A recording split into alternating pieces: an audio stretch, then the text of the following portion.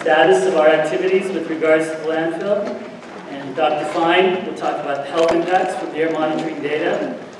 We also are privileged to have other agencies, and they'll be providing comments as well.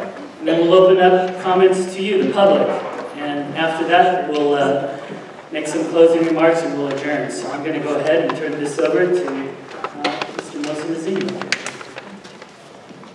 Thank you, and good evening, everyone, and welcome to SCAQMD's town hall meeting. Wayne, if that's okay, if we do a quick introduction of who's sitting here at the table as well before we start our presentation. I'm Mosinazini, I'm Deputy Executive Officer for Engineering Compliance. I'm Philip Fine, and I'm the Deputy Executive Officer for our Planning and Rules Division. I'm Wayne Mastry, Acting Executive Officer. Good evening, everyone. My name is Alicia Smith, and I serve as Deputy Executive Officer of Legislative and Public Affairs for the agency. Hi, I'm Gogh, and I'm the Health Effects Officer. And I'm Nancy Feldman. I'm one of the attorneys in the General Counsel's office.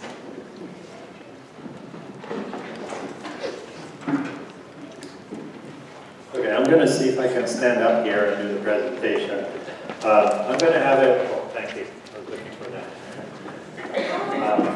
Let me stand over here, probably better. I'll just do a brief presentation to give you a little bit of background about the landfill and operation, and then what our activities our agency has been involved with. And then Dr. Fine will cover the second part of the short presentation, and then we'll open it up to the public comment. Mr. Nastri already went through the agenda. And for those of you who don't know who South Coast Air Quality Management District is, we are one of the 35 local air pollution control agencies in California, but we are the largest local air pollution control agency in the country. Our agency has jurisdiction over all of Orange County and then the urban non-desert portions of all of Los Angeles, San Bernardino, and Riverside counties. This constitutes an area of over 10,000 square miles, so you can see it's a very large area. But more importantly, more than 16.5 million people, almost half of the population of the state of California, live in these 4-county region that we have jurisdiction over. As a result of this vast area that we control the air pollution, there's over 27,000 stationary sources such as Sunshine Canyon Landfill that we regulate. And although many of you who have lived in this region can testify to how much air has gotten cleaner. In fact, the American Lung Association just a couple of days ago released their State of the Air report, and they said that 2015 has been the cleanest air ever recorded. But unfortunately, we still have one of the worst air pollution problems in the nation for both the common smog, which is ozone, and for the fine particulates, PM 2.5. So Sunshine Canyon Landfill has been in operation since 1958, actually 4 years or 2 years after I was born. They've operated 2 landfills, the city side and the county side. And when Brown and Ferris Industries or Allied Waste Republic took over, the 2 sides, the 2 landfills were merged together and became one single landfill. And as a result of this landfill, because when you bury refuse underground, anaerobic conditions create and generate what's known as a biogas or landfill gas. There's a gas collection system throughout the landfill to collect that gas and then control it by a combustion process. So this is a aerial view of the landfill. You can see that the landfill is this dotted red and white area. Van Gogh Elementary School is right down here. This is where we are. And you can see there is a large housing community between the landfill and Van Gogh and then beyond Van Gogh. And the yellow line shows the border of the city of Los Angeles and the unincorporated area of the county of Los Angeles. There's a number of air quality regulatory programs that takes place at the landfill. Our agency does compliance inspections. These are unannounced or announced inspections, depending on the reason for the inspection. We also do respond to complaints, which many of you are here for. We know there's a lot of complaints about odors from this landfill. We also take enforcement actions, such as issuance notices of violation, notices to comply, and we take even further steps, such as orders of abatement. These are orders that are issued by a hearing board, which is a quasi-judicial body that has the authority to abate certain operations unless they meet certain requirements. Also, there is reporting requirements that Dr. Fine will cover every year. They have to report their emissions. And there's also additional air quality monitoring that takes place for various number of regulatory programs. We have our Rule 1150.1, which is the landfill rule. And in fact, this rule was amended 2 years ago and made it the most stringent control rule in the country, that any surface, integrated surface emissions above 25 parts per million would be considered a violation. We also have issued the order of abatement, as I mentioned earlier, and I'll cover it a little more. And then there's a couple of other agencies that have regulatory control or oversight for the landfill. One of them is the local enforcement agency, which is the state Cal Recycle wing enforcement of the Cal Recycle solid waste permit. And in addition to that, both the County of Los Angeles and City of Los Angeles have conditional use permits on the operation of the landfill. And I'm pretty sure some of the representatives are here tonight. So if you look at the number of complaints that we have received, starting 2009, we actually began to see an increase in the number of complaints. Prior to that, the complaints were not as high, but it went up to 2011. A number of remediation actions were taken at the site based on the orders of abatement and other controls that we put on them. And they started to come down, but then after 2013, they went back up again. And this year so far, we've had over 470 odor complaints. And many of you who are here today probably had an episode this morning that you complained about the odors, and we can talk about that as well. In addition, if you look at the area where the complaints come from, this is the plot of all the complaints we got in 2015. And of course, you don't see 1,000 dots here because the number of them are the same address or individual who complained more than once. So they kind of superimposed on top of each other. But it kind of gives you an idea. You see the largest concentration is right around Van Gogh Elementary School and north of that, which is between Van Gogh and the landfill. And this is what we have received so far through April 19th in 2016. Again, the area of concentration is right above north of Van Gogh and near the elementary school to the southwest portion. As a result of the odor complaints and other inspections that we have done, we have made a number of taken enforcement actions about public nuisance. And you can see that in general there has been years where the number of public nuisances were very limited, 6 or 7, and then once we got to 2011 the numbers started to go up to 30 or 40, and this year so far we've taken 12 notices of issued 12 notices of violation for public nuisance. And then the order of abatement was the process that I explained earlier, where we petition an independent body called the hearing board, even though they have an office in our building, but they're totally independent, have a 5-member board, and then we go in and as a petitioner, and then the respondent would be the company, and we request the company to be put under an order of abatement. The order was issued in 2009.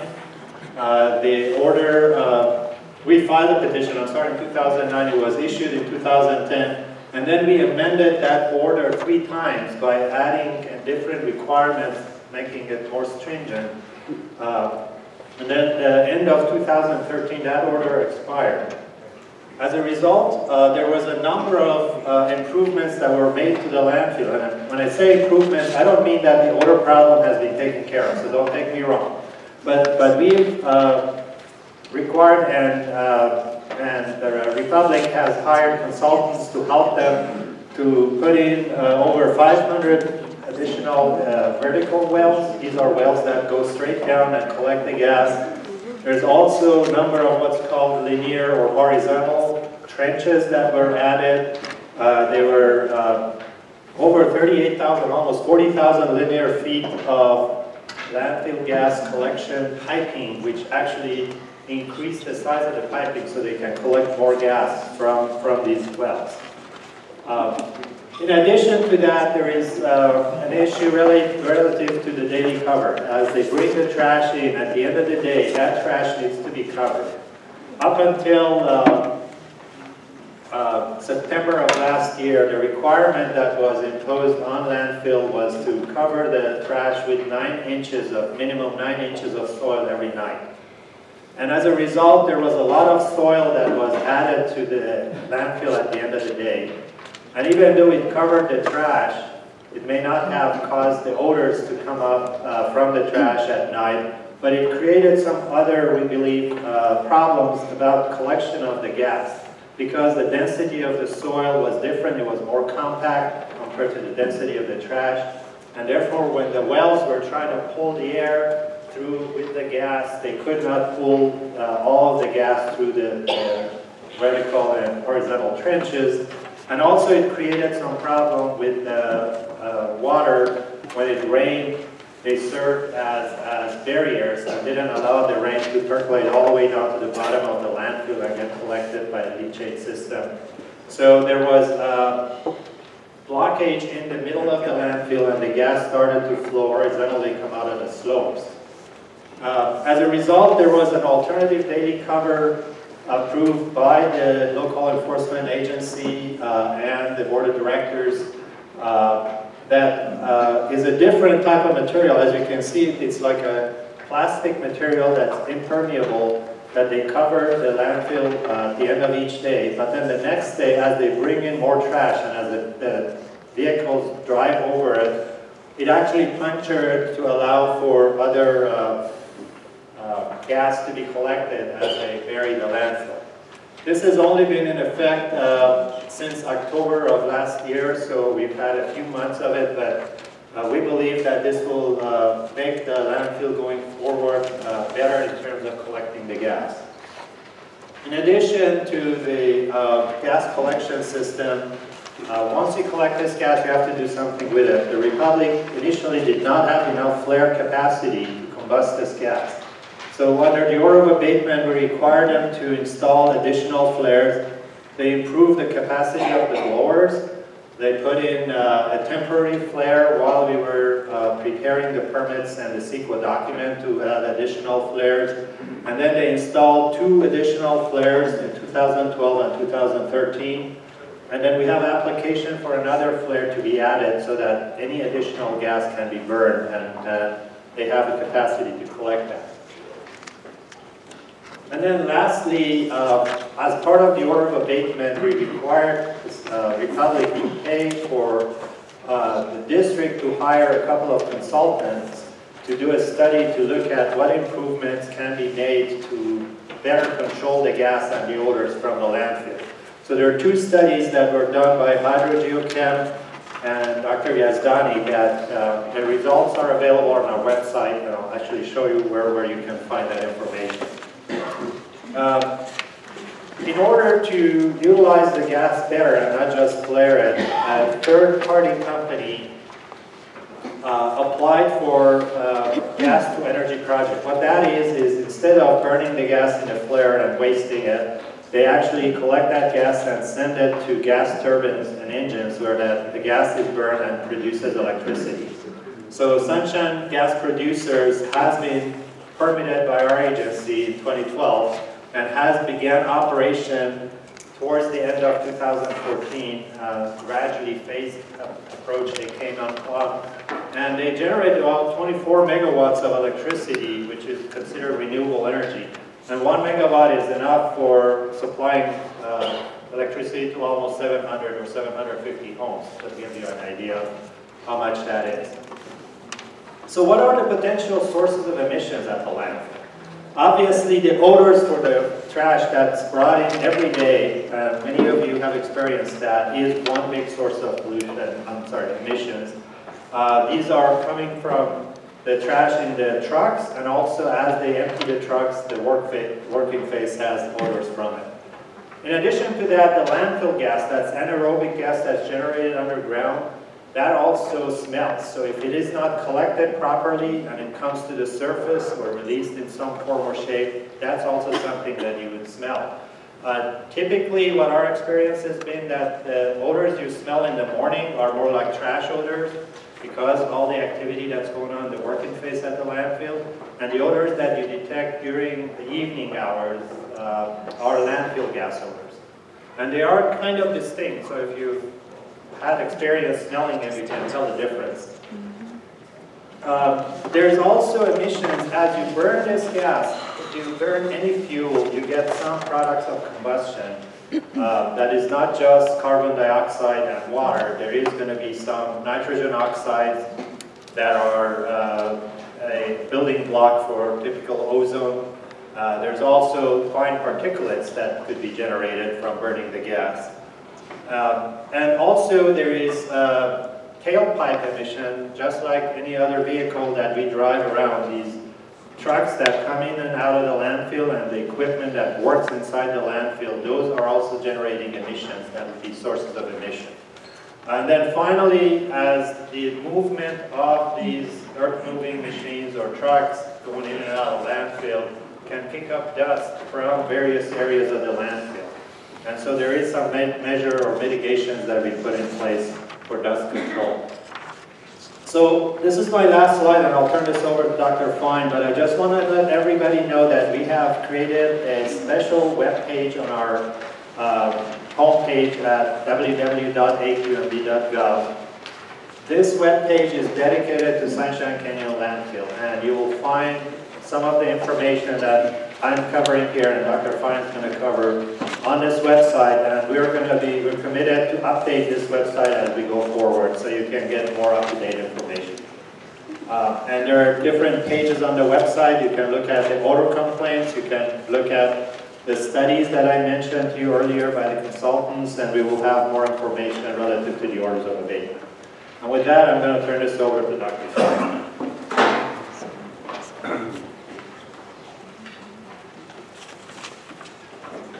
Thanks, Merson. So what I'm going to do is talk a little bit about the activities of the district in trying to determine what health impacts may be caused by the odors that you're experiencing. Before I start, I want to talk a little bit about odor issues, because this is the first time we've had a facility that has caused odors in the community. And odor issues are kind of complicated for us because they're hard to measure, they're hard to quantify. Our fanciest monitoring instruments often can't measure odors. The human nose is actually much more sensitive to some of the compounds that cause odors than our monitoring equipment is. So we recognize that there's a significant odor issue out here, and that is a problem, and there's state law and our rules against causing odor nuisances, which is why Mohsen just showed you we've issued all those violations and have been responding to all those complaints. So the odor issues themselves are a significant issue that we've been trying to address and will continue to try to address going forward. But the obvious question, if you're a community member or even at AQMD, is when there's odors, people are experiencing odors, is there any chemicals in those odors that are causing me specific health effects? Are there air toxics coming along with those odors, or am I smelling air toxics in those odors? So I want to talk to you today about is some of the work we've done in that area and some of the studies that have been done specific to the landfill. But I want to give you the caveat that just because you don't necessarily find that toxic compound or that smoking gun doesn't mean we don't have a significant problem here. The odors themselves is a violation of state law, it's a violation of our rules, and it's enough to get us to take some action. But I want to talk about some of the studies that have been done just to see whether we can point to a specific toxic substance that could be coming from the facility people are being exposed to. Because if we can't do that, then we can quantify those effects a little bit better. So I'm going to talk about a little bit about what we've done in that area. So first, and this is kind of a conclusion slide up front, and I'll go into some details, but just to kind of give you the big picture. We, as Mosin mentioned, the facility is required to report their emissions to us, all their emissions, including their toxic emissions. And some of you may have gone to our website to see those emissions that they've reported. So once they report those emissions, we look at those emissions and they go through a screening process to see if they trigger something we call a health risk assessment under the state's toxic hotspots laws. So far, what we've seen has not triggered a health risk assessment, and when we look at the data, we wouldn't expect it to have a large risk. However, as I'll mention later, we are looking at that data more closely to see if a health risk assessment is warranted, if it does trigger it. But from what we're seeing and what we're seeing in the monitoring, we don't think, when you look at specific air toxics, things we know to be toxic like benzene and compounds like that, that even if you went through the whole process, we would see anything above our risk thresholds that have been set by our governing board. And I'll talk a little bit more about that. When we measure air toxics in the area, what we do is we measure them. There's been a year-long study I'll go into. And generally, when we measure those air toxics and then compare them to what we measure throughout the basin in the absence of a known nearby major source, we're basically seeing the same levels of air toxics. Again, that doesn't mean there's not a significant problem that needs to be addressed. It's just we can't identify those specific toxic effects. And when we look at cancer risk from those toxics as well, which is long-term, we also see something similar or even less than what we would see in the rest of the basin. But again, it's a significant ongoing odor issue, and that in itself is a reason to be concerned and take action. And those strong unpleasant odors, it's a little harder to quantify, but odors themselves can have physiological responses and health effects, whether it's headaches or nausea, other types of symptoms you may be experiencing from strong odors. And we've seen this in other cases as well. But again, much harder to quantify than a specific chemical that we have good health data on. So first I want to talk about the reported emissions. They report these emissions annually, and some they report every 4 years. And we're auditing those emissions right now. And there have been some mistakes in the past, and I've given a similar presentation at the Community Advisory Committee meeting, and we're going through to fix those errors in the past. These are self-reported emissions. These are emissions that the facility enters into our system. They immediately go on our website, and they are unaudited at that point. We're going through to fix any errors. So it looks a little funny when you look at all of these are volatile organic compound emissions, which are basically the kind of organic gases that you might get either from trash odors or from landfill gas odors. And it jumps around a little bit. There's very specific reasons we've identified for these inconsistencies, and I can go into some details if you have questions. There was a calculation error we identified back in 2012, and then there was a change in the methods and the models that were used to estimate emissions, and then some defaults that were replaced with actual data. So it looks like it jumps around a bit, but there's specific reasons we've identified for this. But even with these numbers you see here, and given the distance the landfill is to the community, it would not necessarily jump out at us as something that was going to have a specific toxic risk in the community. And there has been an air monitoring study. So as part of one of those orders for abatement that our hearing board approved on this facility years ago, one of the requirements that the facility conduct an air monitoring study, again, to look at the same thing, not just the emissions from the facility and looking whether we're going to do a health risk assessment model, but actually measure the toxics in the community. So they set up a monitor at this school at Gogh Elementary, as well as one kind of up in the landfill, so we can see that difference from landfill to the school. And they did this as part of the order. They hired consultants to do so, and it was a similar approach to what we do basin-wide when we look at air toxics. Every few years, we'll put out a dozen monitors basin-wide to measure air toxics throughout the area. So they use the same methods, and it actually occurred at about the same time. So that's really good for comparisons between what was found here and what was found in that basin-wide study. It's about a year of sampling at the 2 sites. Now, when we got the data from that, started looking through the data, and other people started looking at the data, there were some data quality concerns. So we continue to try to resolve that and try to recover as much of the data as we can in terms of what it can tell us. There's certain things it might not be able to tell us. So after looking at it, we've drawn some conclusions, but as I'll mention later, it's going to be redone in the coming months, and I'll talk about that in a moment.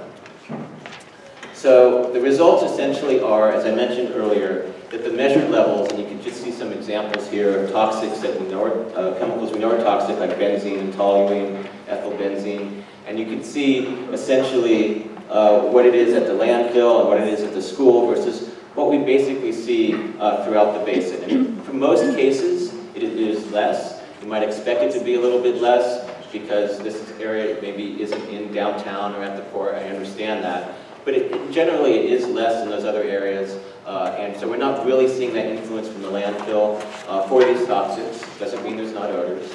And you can also look at the difference between what we measure up at the landfill versus at the school. And if it was an emission from the landfill, you might expect that number at the landfill to be much higher than at the school. And in general, we don't necessarily see those trends in a significant way. So again, most of it is typical. Some we couldn't even detect with the detection limits of our instruments, which means they are generally pretty low, not higher than those basin levels. There were two that kind of popped out slightly, and that's here on the lower right, which is formaldehyde and acetaldehyde. They were a little bit higher than our basin average, but this was probably due to one of these data quality issues that we're still looking into. There were some laboratory issues with the data. They changed methods halfway through. So we're not sure this is actually higher at these two sites in basin-wide, but even if it is, it's only slightly and does not represent a significant risk. And there's other studies that have been done too. There's monitoring that is being done at the landfill. There's monitoring that is being done by our Rule 1150.1. And then there's also been a longer-term study measuring particulate matter at the school and the landfill, as well as black carbon, which is an indicator of diesel exhaust.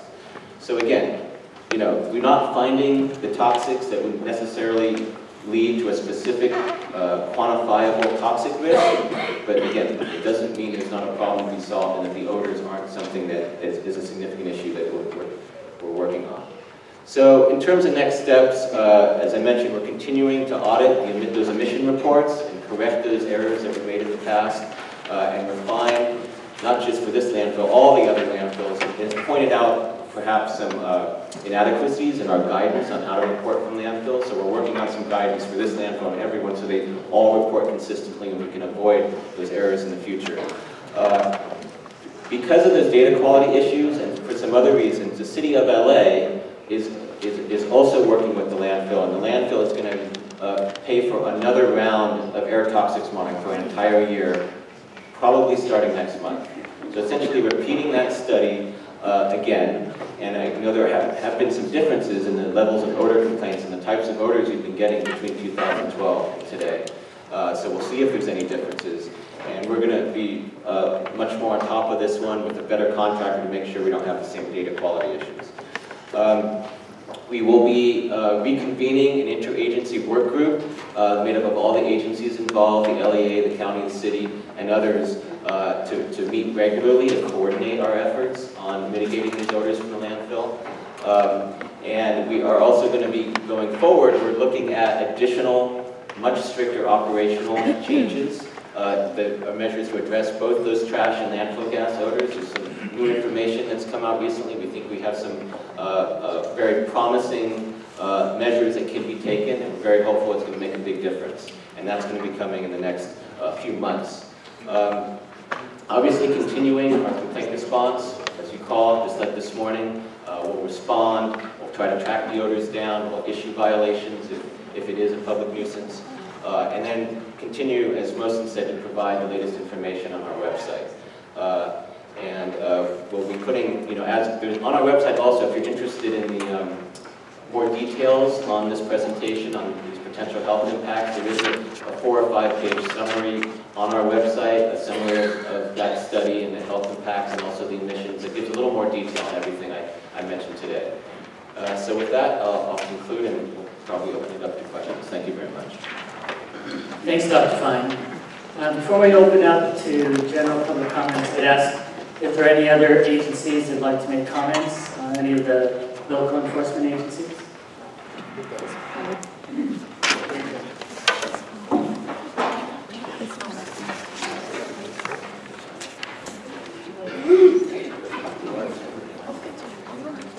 If you could just identify your name and your agency. Thanks. I was going to address the audience more so. Please. Good evening. My name is Jerry Villalobos, and I'm the program manager for the Sunshine Canyon Landfill Local Enforcement Agency. I'll tell you a little bit about our agency first, and then I will go into what we've been working on as far as addressing the odor issues associated with the landfill and a collaborative effort that we've been working with SCAQMD, the County Department of Public Works, County Health Department, as well as the operator of public industry. So our agency was established when the landfill combined back in 2007, and we're made up of city and county staff. It's its own agency, does not answer to the city, nor does it answer to the county, but it answers to the board of directors, which consists of city and county staff. And so what my agency does is, our primary responsibility is to ensure that the daily operations of the landfill are being conducted in accordance with state regulation. Again, our authority comes from the state through CalRecycle, thus local enforcement agency. So we maintain full-time on-site staff at the landfill. We have an office there. We have 2 shifts, the morning shift and an afternoon shift. And like I said, we're there 6 days a week, Monday through Saturday.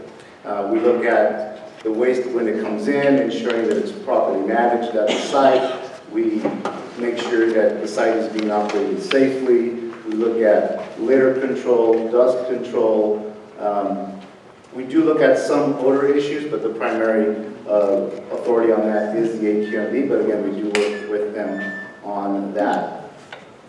So what we've been doing as the LEA, in last year, our board of directors issued a directive to us that had 11 action items to address the issues at the landfill. We've been working on the alternative daily cover, which Mr. Nizami had indicated that we approved in September of 2015. This is a demonstration project that's going to run 1 year. At the end of that year, the operator will be submitting to us a report to determine, and then we'll look at the report to determine whether the use of that alternative daily cover has been effective in helping control these odor issues. If we determine that yes, it has helped, but has not worsened the situation, then we will consider allowing that alternative daily cover to continue into the future. Another one of the other action items that we're currently working with the operator on is the alternative daily cover. I know there's a lot of terms that may be thrown out right now that you may not necessarily be familiar with. The daily cover, again, is cover that's put on the waste on a daily basis. Intermediate cover is cover that's placed on the waste mass in areas where there's going to be no activity for over 180 days. So what we're looking at is enhancing that intermediate cover, utilizing different materials to see if it helps to control the surface emissions from the landfill. So we've been working with the landfill operator. We've developed protocols on how this is going to be applied, how we're going to measure the metrics that we're going to utilize to see if it's helping. A third action item that we're also looking at is we go to the transfer stations. And for people that may not be aware of what a transfer station is, the route trucks that collect the waste at your communities away from the landfill go to a centralized location where that waste is deposited and then it's put into a larger transfer trailer, an 18-wheeler. And that's what you see coming up San Fernando Road. You see that on the freeway. And so we've developed these odor protocols at the transfer stations to try to see if we can implement or help in the implementation of additional odor control measures at those transfer stations to try to mitigate those trash odors that are being generated at the landfill. So we're in the process of going to all the transfer stations that deliver the waste to the landfill, take a look at what their current practices are, and see if we can assist and recommend additional enhancements on those odor control measures. So we've gone to 2 landfills or transfer stations so far. We're hoping to visit another 7 transfer stations by the end of June. Once we're done with that, we'll compile all the information that we've obtained and see what we can do to, again, work towards controlling those odor issues associated with the trash. So, thank you very much. Thanks, Jerry. Are there any other agency comments? I didn't sign fill the question application. I had one question for Dr. I'll tell you what, we have a lot of people that did sign these, so we're going to give you a form. And what I would suggest is anybody that would like to make a comment. It's a very simple question. But sir, you're intruding upon everybody else's. Why don't we just take any time? My son asthma. Excuse me? My son has asthma. My son has asthma too. Is this affecting the odor? Is it increasing his sickness? Not too low. And what type of cancer you are talking about? That this is affecting the odor. Sir, if you don't mind, we are going to answer a lot of public questions relative to health effects associated with community who's here and their families. And I think your question is very important and will be answered as part of our public comment process. My son is not alone. I will see him. Please. Yes, we will answer your question. Please. If there's anybody else that would like to make comments, and you haven't received your card, the cards are available in the back, and if you filled it out, just fill it up, and we'll have somebody to pick that up. So let's go ahead and get started with Millie Jones, who's the field deputy for the 12th District, for Councilmember Mitchell Englander. You're kidding me. How about the public? So the public is right here. Good evening, ladies and gentlemen, members of the AQMD, the committee. I want to first of all thank, on behalf of Councilman Englander, I want to thank the AQMD for coming out to the community this evening and holding this town hall meeting. It's very important that the agencies come to the community, where the problems are, where the community, where the constituents live, and we appreciate your doing so. And I also want to say thank you to the members of the community who've come out this evening to give your input and allow us to hear your concerns firsthand. I represent Councilman Englander at the Community Advisory Committee that meets every other month on that basis, and I hear from a number of the people in the community. Millie, but this is a... We gotta talk to Millie. Okay, louder? No, we need to hurry. Let's talk. The politicians need, this is for the... You don't want to hear that much from the politicians? So we'll give you 10 more seconds, Millie. No, I don't believe you're the timekeeper. But I do want to mention that Councilman Englander does serve on the LEA board. Over a year ago, he introduced a motion to implement a number of mitigation measures, including the alternative daily cover. It took quite a while to get that approved, but finally we're pleased that the alternative daily cover has been implemented. We would urge the AQMD to work with the Republic. No, you're not doing Linda any favors. If we could I'm so sorry, but last time we were at Knollwood, we did not get to talk. Speak at all. End of story. Yes. They can wait at the end and talk. Tonight. No, I have 2 kids at home that have homework. I need to be home.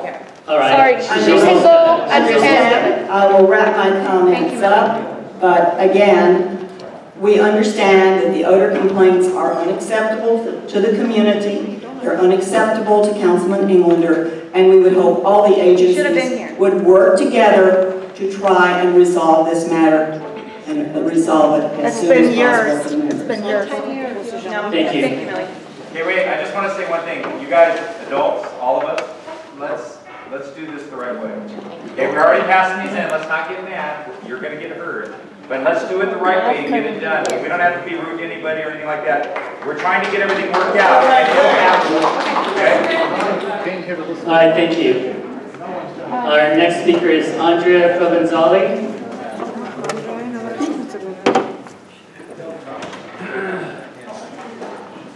am not running for public office. I do not represent anybody running for public office. This is because I am a community member and a resident who's been affected by the odors for many years. I would like to read something from an email. It went back and forth between Mr. Sherman and Gail Farber. Mr. Sherman is the Sunshine Canyon Landfill General Manager, and Gail Farber is from Public Works. And Mr. Sherman answered an email with this. It should be stated that mutually our goal is to reduce the potential for odors to travel off-site, but we cannot control odor complaints as opposed to odors. We often find that the individuals who appear to have an agenda other than accurately reporting their detection of odors sometimes submit odor complaints. Whereas our own odor patrol personnel at the very same time do not detect any odors in the same area or only detect odors that are very faint and fleeting. So in the next paragraph, in 2012, 5 residents, I'm one of the 5, filed a purported class action lawsuit that is still ongoing against BFIC, seeking nuisance damages. This group has an active Google alert system whereby residents encourage each other to contact the SCAQMD hotline to register an odor complaint, no matter how faint or fleeting. Additionally, there are a small but vocal number of activists dedicated to the closure of Sunshine Canyon Landfill. In essence, the county's letter will empower those who seek to shut down the site and will no doubt drive increased odor complaints over the coming months and years, despite the efforts and improvements made by this operator. Well, I don't lie. I don't encourage people to lie. I don't make complaints when there are none. If I do hear that there is an odor on the next street up, the next street down, up in Silmar, down by the school, and I walk outside and I don't smell it, I don't report it. And I never have ever told anybody to report an odor that they are not smelling. And I'm just not a liar, and neither is the rest of the community, and I want to know, do you believe us or not? Because just because their odor monitor isn't picking up at my house when I call what I smell, and they're not there all the time, even Larry doesn't pick up, Larry Israel doesn't pick up all of them, and I'll grant it, you know, he can't be there, he can't be a million places at one time, but do you believe us or don't you? Is this a room full of people who are liars? Or is this a room full of people who truly are smelling this and have to deal with it for all of these years? We certainly would never ever say we take your comments very seriously. In fact, we send people out. And as you heard today, we verified a number of odors. The course of action that we would normally pursue would be notice of violations.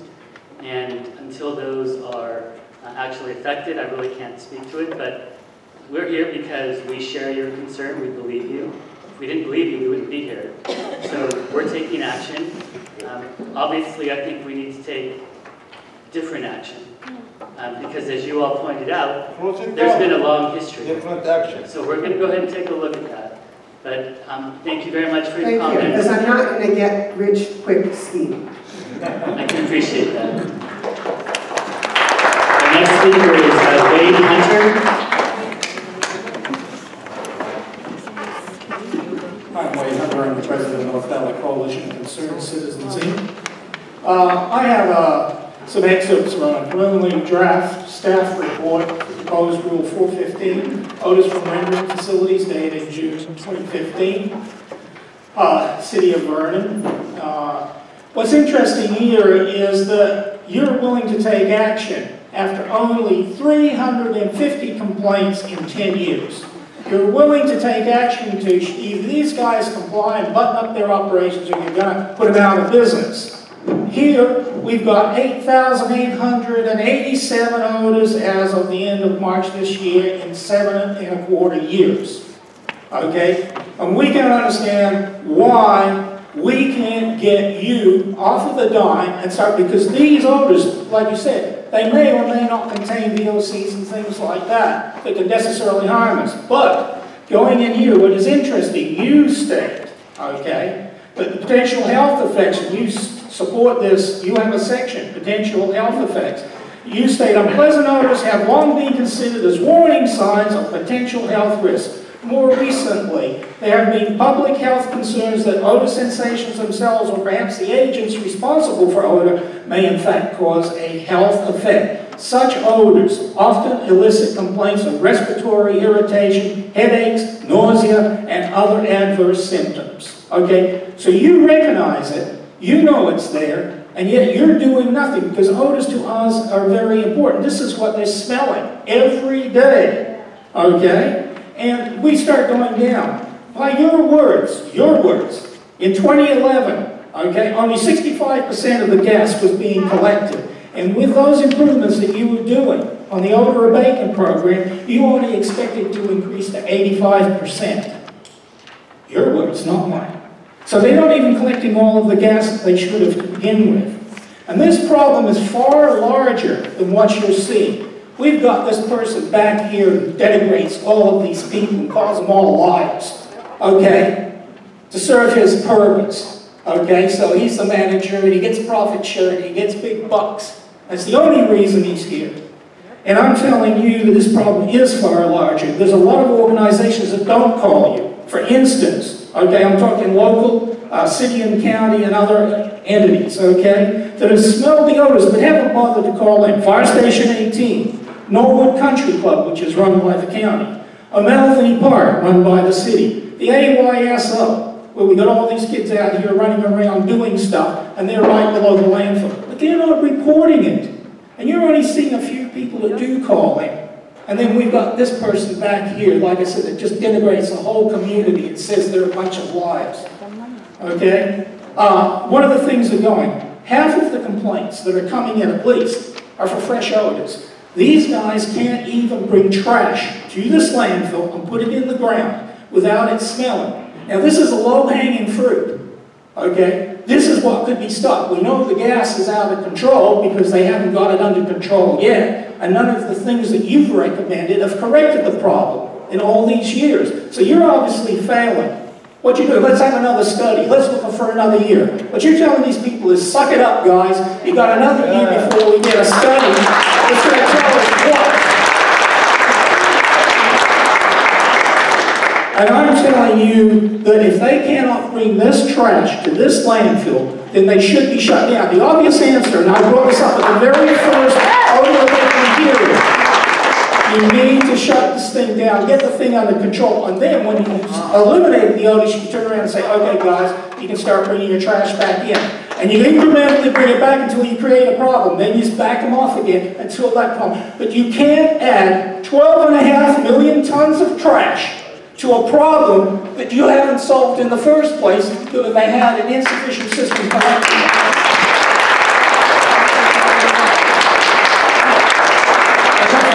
And I'll give it up. Why has SCAQMD management not held or filed another closure for closure and for another hearing, another fourth abatement odor hearing as first promised for late 2015 and then early 2016? And why have they not acted upon the recommendations of their two consultants, SCAQMD and Yazdani, okay? Including the public comments, which were also submitted by other organizations. You promised to put them all together, get it corrected, okay? We're going to do something, and yet you have not done it. Thank you.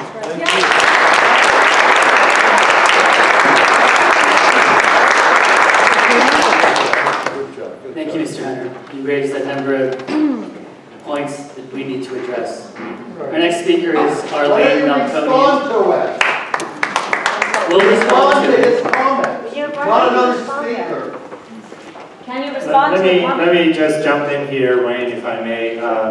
I know Mr. Hunter very well for many years, and I think a number of questions he's raised are very valid questions, but also we're not suggesting here that we're going to do another one-year study to figure out what to do. Can you let me speak, please? What we said, what Dr. Fine said, and I said, is that there's going to be another 1 year of air toxics monitoring, not a study to decide what to do. In fact, I think we can't speak tonight, but I think in the next month you're going to see some actions taken on our part that incorporates the recommendations from our consultants and other agencies that we've been working for. As you heard Jerry mention some activity we're having with the LEA. The 350 complaints that you mentioned, Mr. Hunter, was an industry that was not being regulated at all. And therefore we adopted regulations for rendering plants to address odors from that type of industry. But landfills, if you go to the federal agency, EPA, they say on the average 75% of the gas is collected. So 85% is not minuscule. I understand it's not sufficient, but it's not minuscule. Well, we're pushing for getting that over 90–95%. There is no way you can collect 100%. So I think that the issue is not here that we're saying we don't believe you that there are odors or that we're not going to do anything about it. But if you allow everybody to speak tonight, I think we get a very good collective perspective of what everyone's concerns are, and when we go back, we have a better idea how to deal with it. You know the concern, but you're not doing anything. Hello, my name is Arlene, and my family and I moved here about 2 years ago because we thought this would be a wonderful place to raise our family. And our daughter goes to Gogh Elementary School. Very soon after we moved here, it was Labor Day weekend, I believe. We dropped the Monday after Labor Day weekend is the first time that I smelled the odor. And it was like sticking your head in a putrid trash can that had been sitting out for 48 hours. That's what it smelled like on campus. It was so thick you could cut it with a knife. And yet I had to drive past and see children doing physical education on that day in that odor. These are children whose lungs are developing. They are vulnerable to toxicity. And yet this operation is allowed to continue. These words come to mind when I think about Sunshine Canyon Landfill. They deny, deflect, dismiss, demean, degrade, and delay. I've been attending community advisory committees every month, and every month I walk out absolutely astonished, bewildered, and completely flabbergasted because these operations are allowed to go on day after day while we suffer, and nothing is changing. And it doesn't take a rocket scientist to observe that the situation is not improving. Their so-called improvements are not improvements because the results are not there. The result is that it's getting worse. The results unequivocally demonstrate if the improvements were working, we wouldn't experience trash and gas odors. Again, we had trash odors again this morning. We've had it several times this week. It's undeniable. They can't tell us it's faint or fleeting. They can't try to demean us and dismiss our experiences.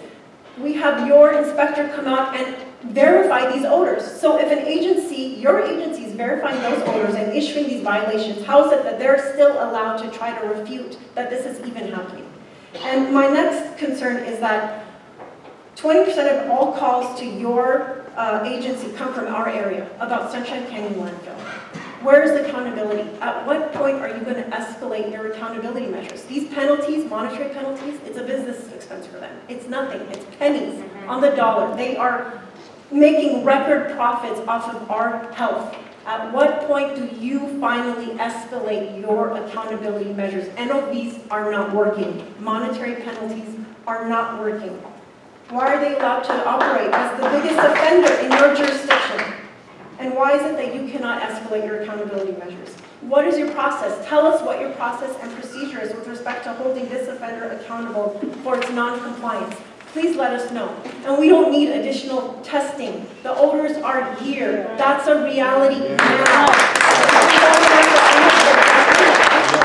Last night, this morning. And with respect to the air toxins, I understand there was a test done here, 2012 to 2013. That we didn't get an analysis of those results until just December of 2015, and only because we demanded it. and those results come back and you tell us, well, the data is bad, it's unreliable, it's old, and yet you come with these broadly sweeping conclusions that there is no health risk, there is no damage to the community. How do you make that broad conclusion based on old, unreliable data? We need no less than regular, continuous, 24/7 air monitoring in order to give us a true, accurate, and complete understanding of exactly what we are breathing. We are being denied that basic right, and we need to be able to make informed decisions about our welfare, the health and welfare of us and our families and our children. Thank you.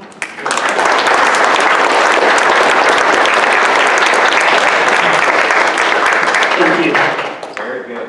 Donna Zero.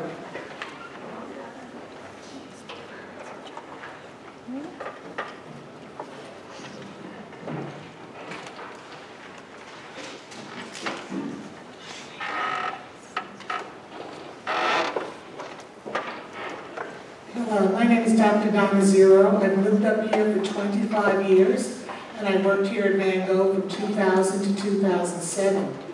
I've been calling in complaints about landfill odors for at least the last 13 years.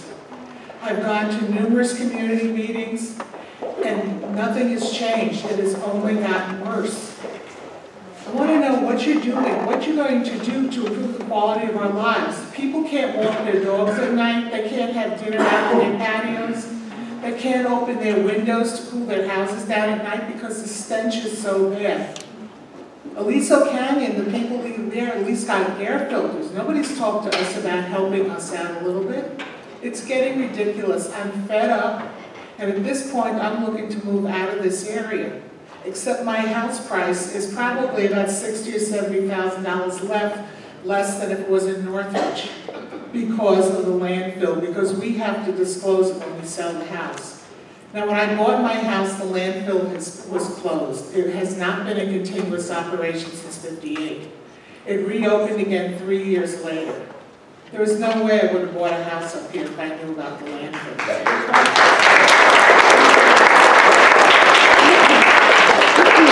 Thank you. Michael Hemming.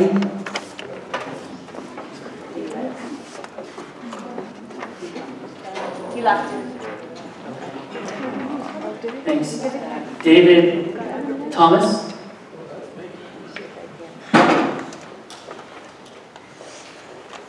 Hello, my name's Dave Thomas, and I live on Whistler, just a couple of streets up. I have comments and a couple of questions. All of this is generated by complaints, by phone calls, if I'm not mistaken. And it seems to me, and I've heard this before when I've been at meetings over at the golf course, that for every person that's here, there's probably 20 or 30 or 50 people that are affected that do not call. Now, I've been here for almost 4 years. I didn't know about the dump when I bought my house, but I discovered it shortly after that.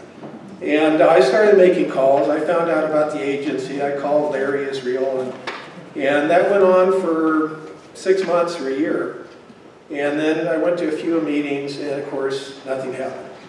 And we get discouraged, and we stop calling. And I haven't been calling. And my wife has called a few times. I've talked to neighbors. There's one lady down the street that's been here for 23 years. We just talked to her because of this meeting. We asked her if she was going to come. She said, no, they don't do anything. She goes, I've been calling for years, nothing's happened. So she doesn't call. I have a neighbor right across the street that's very active. And she's lived there, I think, for 6 years. And she was very active. In fact, I just talked to Larry about this yesterday. She was very active in calling.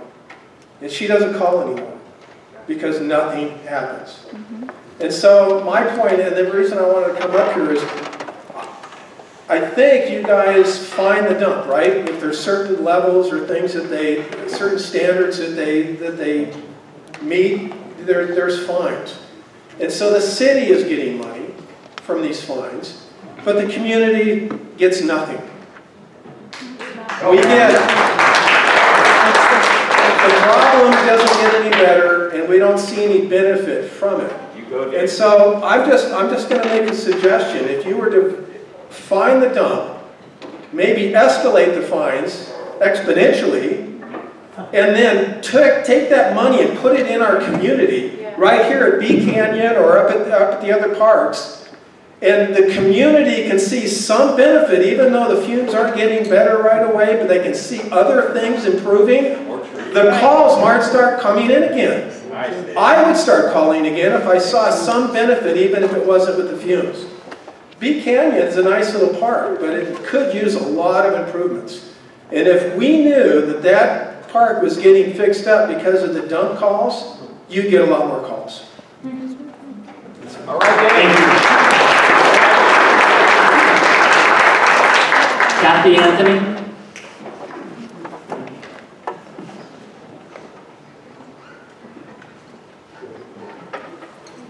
Hi, my name is Kathy Anthony. I'm a resident here at Cessna and Gillette, and my family lives with us, and my grandchildren go to school here. I've been born and raised in the San Fernando Valley, lived here for 55 years. I've lived in my current house 18. I think the Band-Aid and the temporary Band-Aids need to stop with you guys. One agency says one thing, one says another, never any action. Monitoring and odors. And it's not just odors, everybody. In a meeting, some of you I know were here in February, Dr. Cyrus Renaud, had told us the toxins are here. Yeah. And I cite from him, when I brought up Aliso Canyon, and we compared chemicals side by side, we have the exact same chemicals as Aliso Canyon. It's not just the odors. And I was quoted in the Daily News. And he said, it's gone on for a number of years. It's not like anyone's falling over and dying today because of a problem like this. But it is a problem of exposure to agents, causing health impact, and we acknowledge that. Odors are a real health issue when they impact the quality of lives, Reagan said, during the 2-hour meeting at the Knollwood United Methodist Church. But we're not talking about an emergency situation here. What are we talking about then? Aliso Canyon, they move people out, they pay for hotels, they get monitoring, and everything's taken care of. That was within 1 month. This has been going on for 15 years, and we get an occasional monitoring and a complete ignorance of the entire situation. We need action, not promises of monitoring. Monitoring, it's here, it's recognized by your own professionals, the head of toxicology for Los Angeles County, but nobody's doing anything. There is no action whatsoever. You can put as many monitors, as many things as you want to do up there. It's there. It's recognized. Toxicology of the County of Los Angeles says the chemicals are here, not just odors. What about the gas pockets that are not being sealed correctly up there? Why hasn't Sunshine turned over its quarterly reports? I had to go in a back door to get this school some of those quarterly reports that they refused to turn over, showing the actual chemicals, not just odors, chemicals that these are exposed to. We have 400 children here who touch the playground equipment, who touch door handles here. You shut down 2 schools in Porter Ranch for temporary chemicals that have been there 30 days. Our school, they've been exposed to for how many years, and no action is being taken. The Band-Aid needs to be ripped off, and something needs to be done immediately. Thank you. Bill Hotel, Barbara Cotton. I have to speak because you're not calling my name, and I told you. Please, guys, just give me a chance. My son is 12 years old, he's at home, I have to go to. You have to wait your turn. You know, you really need to wait your turn. Everybody is here. I'm going to sue you guys. Everybody is waiting. I'm going to hire a lawyer, I'm going to sue the landfill because you guys are not doing anything. And if it takes me personally and call my friends and cousins and neighbors to block the trucks from going to the landfill, I'm going to block it. Thank you very much. Thank you. Goodbye. Goodbye. Bill? Yes, thank you. Thank you. To repeat what some of the people before me have said, the fines that are currently assessed at the landfill appear to us, to a lot of us, just be a cost of doing business up there. Basically a slap on the wrist. I think if there were meaningful numbers applied, that you could basically get meaningful results. And for that, I point to the fact that in your own chart there, in 2013, the operating, I think, OA, whatever it stands for, expired. In 2013, the number is just shot right through the roof. They had a penalty or a reason with your 2009 order and the various agreements to do something about it. That order expired, they didn't have the same reason to do anything about it, and they're not doing anything about it. I've been here 30 years, and the odors now are worse than they've ever been. Yes, exactly. I'd also like to point out that, again, at the risk of echoing some of the other people, you're not getting a full sense of the complaints of the community. We have a lot of people in this neighborhood that complain, but they don't do anything, whether it's neighborhood watch issues or school issues or whatever, because a lot of them don't want to go on record if they ever have to sell their house, that they've called and made 16 complaints or 200 complaints to the AQMD. They can say, oh yeah, there's a landfill, I never smell it, never hear it, sell my house, buy, take my house, I want to get out of here. But there's an awful lot of people that do come to, they know who calls. Like I call, we know Larry Israel very well. So some of my neighbors will call me and say, gee, would you call for me? I don't want to go on record. I don't want to do this. I don't want to get a taint on my particular piece of property. I'm willing to guarantee you, if you did a random survey, went to 1,000 houses and promised them anonymity, whether or not they were smelling these issues, you'd get a lot more per bang issues than you're getting now. We also have a community that basically drives to work, comes home, goes in the house, and turns on the air conditioner and doesn't go out at night. I'll bet you a number of the complaints you get, if you found out the number of people that own dogs were actually outside of their house and smelling the odors because they come out. But other people come in, it's hot here, they run the air conditioner, you go in and you put yourself in a little bubble and you encapsulate yourself. You don't go out of the house, you don't smell it. But I go out of the house and walk the dog, I go out of the house for neighborhood watch purposes and things, you smell it, it's there. And again, if you encourage people, right now I try to go get my neighbors to complain. Why? Nothing happens. I've complained, I've gone to meetings, I've called, nothing happens. You also have the transient issue that we get a lot of wind up here. So I can go out and get a stench that is just knock your socks off. Go call Larry Israel is great, he gets here 20 minutes later, there's no smell, there's nothing to substantiate. But I sure as hell smelled it. I don't just at 11:45 at night decide, I've got nothing to do, I'm going to call when they come. I just really ask you to think about, again, the fact that you've got a bunch of vocal people here, but you've also got hundreds or thousands of sheep sitting out there that have given up on the process, given up on the community, and just are waiting for those of us who do speak to do something. And I know you guys are in a tough spot, but again, you did a lot for Porter Branch, you're doing a lot for Vernon and everything else. We've been dealing with this for years and years and years. And I ask you, just because it's not an infrared camera showing a giant plume coming out of our ground like Porter Branch got on TV, we've got stuff coming out of our ground as well. Thank you. Adrian Biondo.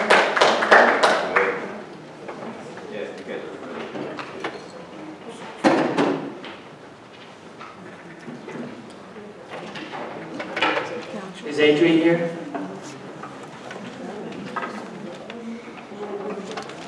Carol Tellini?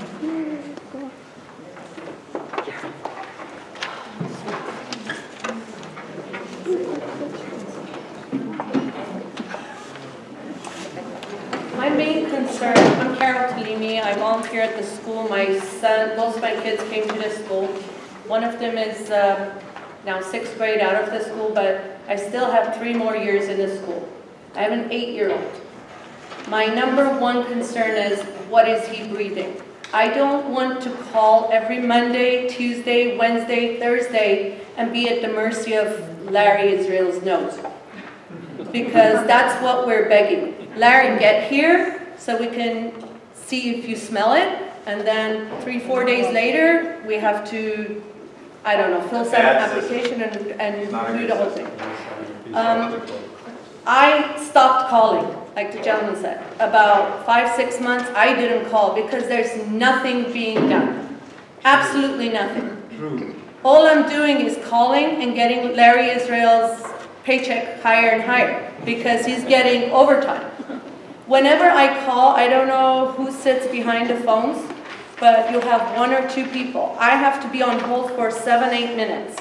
Sometimes I'm calling, 2 or 3 of my friends are next to me, parents, concerned parents, and I say, you know what, I just got you on the phone, so please can you tell? No, I have to hang up with you. Let them call again. Everybody has stuff to do. So if you need that city money, that fine that you're fining them, to use it to get more operators, to get, you know, Cologne Larry Israel, we'll do it. Because we need people out here. We have someone from Sunshine Canyon walking around here every single day. The nicest guy ever. He's very nice. But he can't smell it. Yeah. I mean, he's immune to the smell. So we need Larry Israel to be walking here. I don't want to be calling for him to get here and the wind shifts. Where were you? I was standing on that corner. No, it's not. It's like ridiculous. It's a joke. My kid does activities in the yard. Any one of you come here when we call and sit in the yard or run with the kids and breathe that and then don't answer all questions, then I'll be okay with that. Thank you.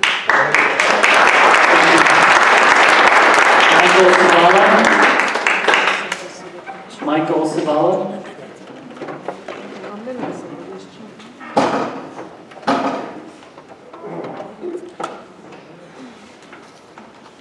Good evening, my name is Michael Savala. I live on Cessna Boulevard, right across the street from the field, where we walk our dogs. Got the first person to do zero escape in the neighborhood. The fumes are getting really bad. What I've got to notice tonight, first I want to thank you guys for being here, but from what I gather so far is you guys can't close the Sunshine Landfill. Do we have to talk to the county board of supervisors, the state, the feds?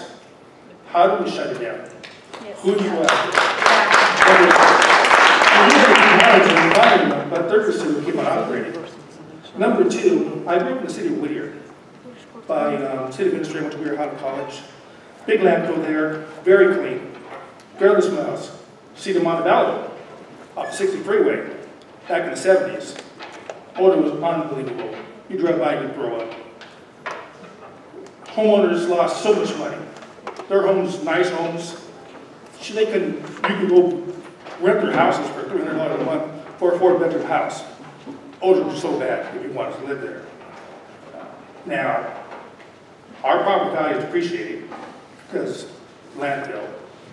I'm like to the point where I'm sure people here, why doesn't the city pay our property taxes? You know, our current property taxes doesn't have it. And make the Sunshine Landfill pay the other half. Just things that I'd like to see done. But anyway, tell us who we can go to. Who is it?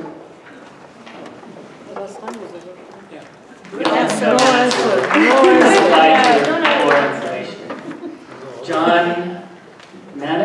Manuel? Manny? M-A-N-N-I-A. Manny, M-A-N-N-I-N-G. Oh, Manny, sorry. My name is John Manning, and I've been in the neighborhood 27 years. I quit calling 15 years ago. No, a survey was done, somebody went to the door. Well, they only went to the doors of the homes where there were new neighbors.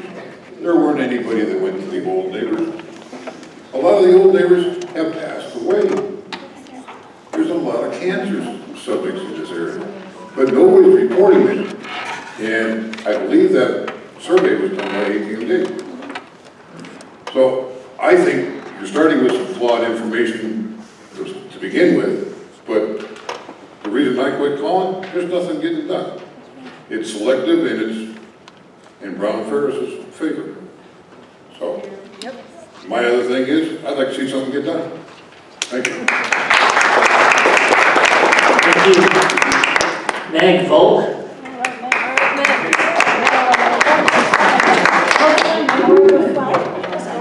Hi, I'm Meg Gogh. I've lived in the community for 25 years. My son went to school here. He's now 25 years old.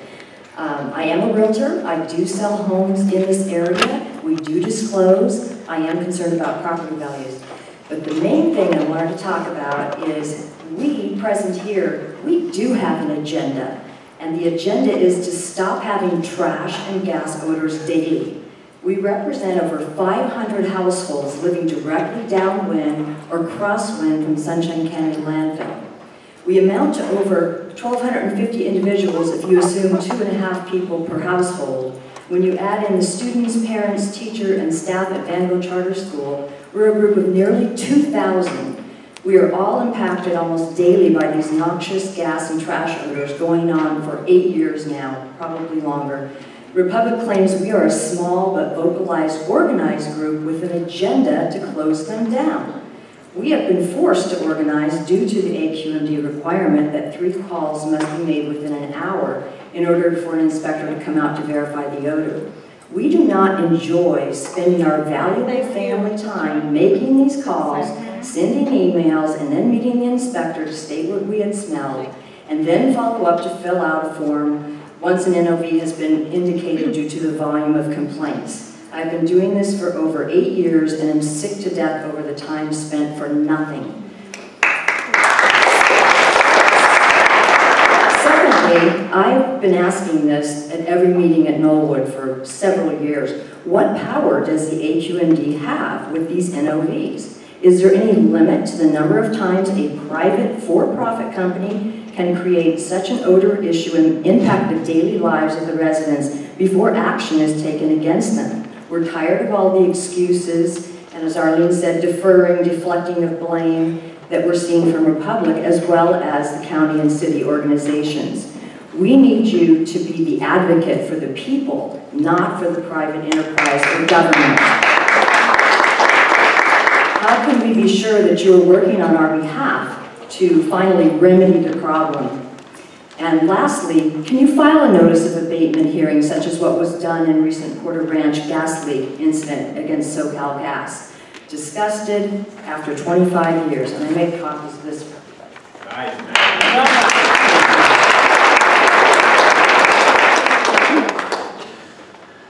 Selby Sagarian. Yes. I live in Mission Tierra way here, 2-3 blocks away.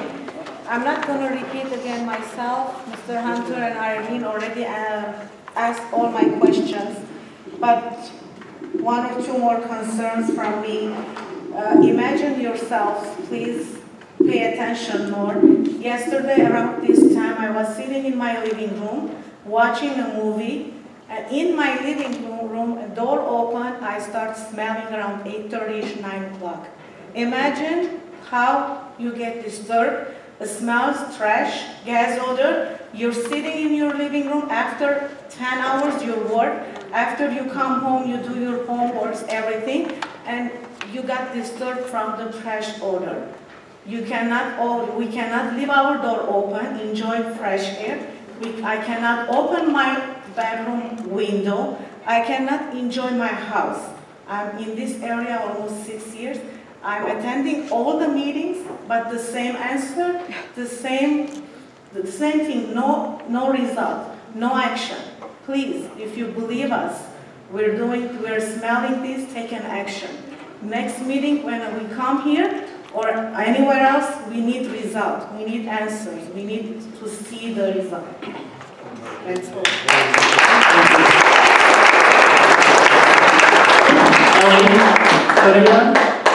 Hi, my name is Ellie. I've lived here for 20 years. I have 2 boys. One of my sons is very sick. This morning, he was vomiting from the smell. He hasn't been going to school for the last 3 weeks. 3 times out of the week, he's at home. They play outside, they play football. He comes home with a stomachache, nosebleed, or a headache. I take all their concerns, but our children's health are at risk. I don't know if you guys have kids. Imagine if your child is like that every God-given day.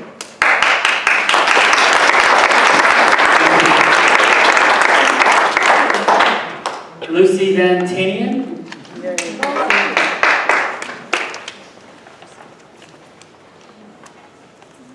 Hi, my name is Lucy. I live in the community. My daughter attends Van Gogh and my son attends Cross Middle School. I'm really sick and tired of calling AQMD, filling out forms, attending useless meetings where nothing is being done, and smelling this disgusting trash almost every day.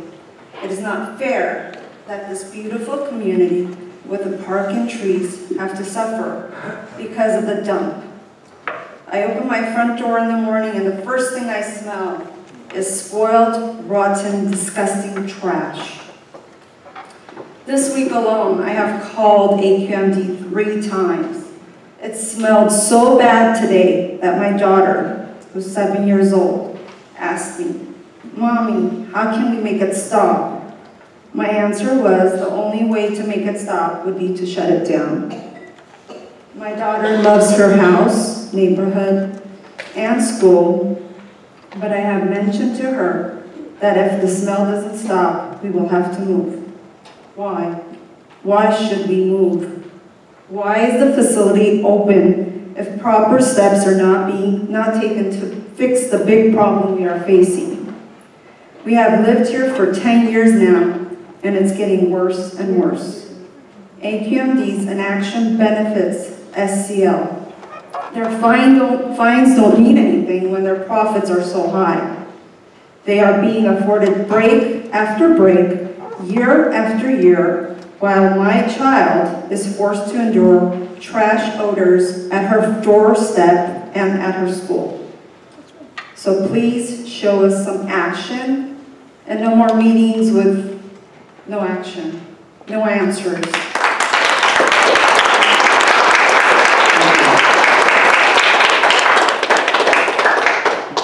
Gita Malinsky.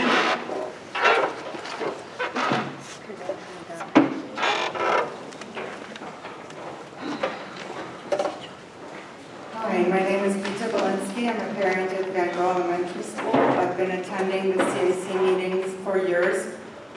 While each agency points the finger to the other one. I have a couple of questions which I'd like answers to, and then I have a comment. How are the odor complaints from Sunshine Landfill compared to those complaints that are originating from other landfills in the nation? I can't tell you about the nation, but I can tell you within the agency, the 4-county region that we have jurisdiction over, Sunshine Canyon complaints are orders of magnitude higher than other landfills. Orders of magnitude. Yes, orders of magnitude.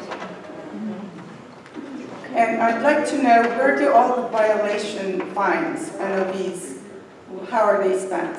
The ones that AQMD collects? Actually, I can ask our senior deputy counsel to respond to that, but before Nancy answers that, I just want to make 2 comments about some of the things that I've heard tonight. One is about all the penalties associated with these violations. It is true, as you saw in the graphs, that we have issued numerous notices of violations, and we actually typically do not settle a case until the facility is back in compliance. However, because of the repetitious violation notices, 2 years ago we settled a number of these violation notices, and we were criticized by the community members that you should not have settled these without our involvement in how to settle these. So this time we're not just waiting for numbers to get to a different account before we settle, but we are looking at just how we can stop the odors from getting to the community and try to address it through not just charging money, but actually having the landfill do things that will at least minimize, if not completely eliminate the odor. And I think we're, like I said, next month you'll hear from us on what we're action is going to take for this. Thank you, Mohsen. I really don't think I have much to add to that. We did settle a bunch of the NOVs a couple of years ago. That money does go into the general fund. That is, by statute, we have no discretion over that. However, that being said, we do have the ability to craft settlement agreements so that some of the penalty money that we do collect can be used to fund what are called supplemental environmental projects. And I can pretty much assure you that when we come to settle the next bunch of NOVs that have been issued to Sunshine Canyon, we will be taking the concerns of the community into account and crafting supplemental environmental projects that will benefit the community.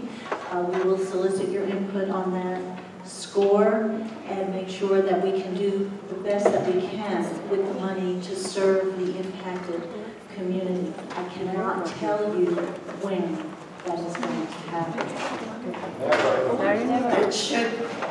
It should be done immediately and solely to the community. I understand. I'm hearing you loud and clear on that, but Wilson was correct in characterizing our ability to settle notices of violation. Generally, we are required to wait until the facility is back in compliance with district rules. In this case, this has been an ongoing violation for a protracted period of time. However, I think we do have the discretion to move forward on certain of the older violations, and we will certainly turn our attention to that. And just the fact that you are coming here and standing here and saying things like telling us that the air testing that was done back in 2012, 4 years ago, and that you failed to provide reports of the data with until public demanded it. It's very discouraging to hear all that from you. The results of your testings showed elevated levels of that were higher than normal of carcinogens such as formaldehyde and acetaldehyde, and that you're saying that it's probably, again, you're saying you're not sure, that they are influenced by some kind of lab issues. And what if they're not?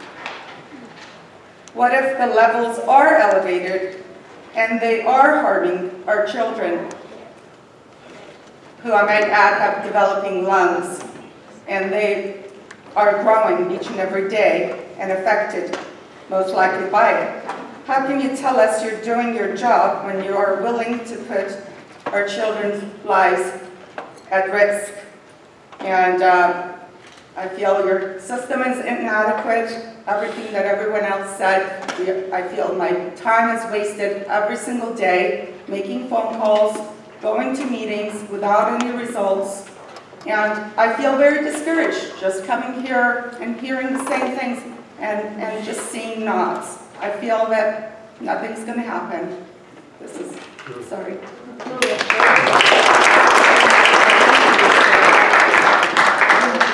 Thank you. Nura Chahayed.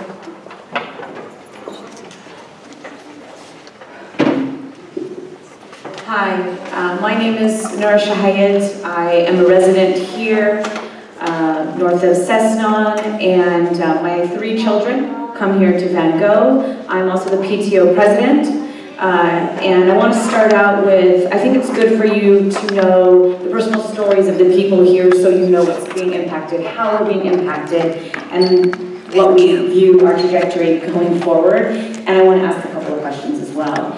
So we bought our house here about 4 years ago. I have a lot of friends that are in the area and asked about the area before we moved in. Saved money for 5 years, as any young couple does, or hopefully has the opportunity to do with young children. Okay. And bought a house on a cul-de-sac by a fantastic school that we researched 2 weeks to Sunday, only to see that 6 months after purchasing it, these odors were choking us. My children wake up in the morning and the first thing they ask me is, "Mommy, how is the air outside?" So when your children ask that, as opposed to, "Is it raining? Should I wear a sweater?" that's a problem. And when you want them to go play basketball because you spend hundreds of dollars on a basketball court for them in the front yard, and you go, before you allow them to go outside, that's a problem.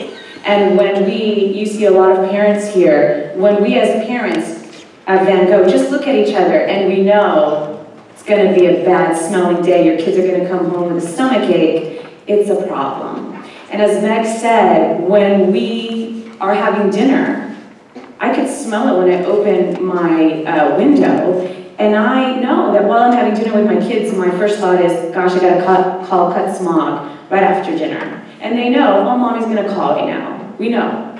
That's just a thing we know in our family. I don't want to live like that anymore. I didn't spend 5 years saving and scrounging money, funding a great neighborhood for this to be the way that we persist. But nonetheless, this is the cards that have been dealt to us, and we're all here supporting each other for that purpose. So that's the story, yet another story that I think you should see as you sleep tonight and you kind of think about what is it that we can do for this community. I want you to think about these stories. Now, I'm a very action-oriented person, and as everybody here has said, we go to a lot of meetings and we don't have a lot of progress. I do have some hopefully simple questions that you can ask. In your next step slide, you talked about an interagency work groups to coordinate mitigation of odor-related issues. Can you tell us what the plan is for that group? When will you meet? How will you report to the community? I can answer that. Our next meeting is on May 3rd. It's at our office in Diamond Bar. We've invited the local enforcement agency, the City of Los Angeles, the County of Los Angeles Department of Public Works, Department of Public Health, the City Attorney's Office, the County Attorney's Office, and LAUSD to attend this meeting. This is a committee or a work group, I should call it, not a committee, that actually our agency formed about 3 years ago, and we had several meetings and several recommendations were already incorporated into the actions that the landfill has taken, either under the order of abatement or otherwise. But I think you also heard Jerry mention that there are 3 specific areas that both LEA and us are looking at, and those are the trash odors, the daily cover, and the intermediate cover. And we hear more concerns tonight about some of the other areas where you have concerns. So those are the action areas where we're going to focus on. And how will you report to the community? We have come here because we went to, as you may know very well, there is a number of committees, community advisory group or committee, there is a technical advisory committee, there is the LEA board of directors, and we are on the agenda for all of these committees. But we felt that when we go to these committees, not everybody that you see here are attending. And so our purpose of being here tonight was to gather you all in the same room and listen to your concerns and comments. And once we have taken further actions, we can come back and report to you on what our actions are.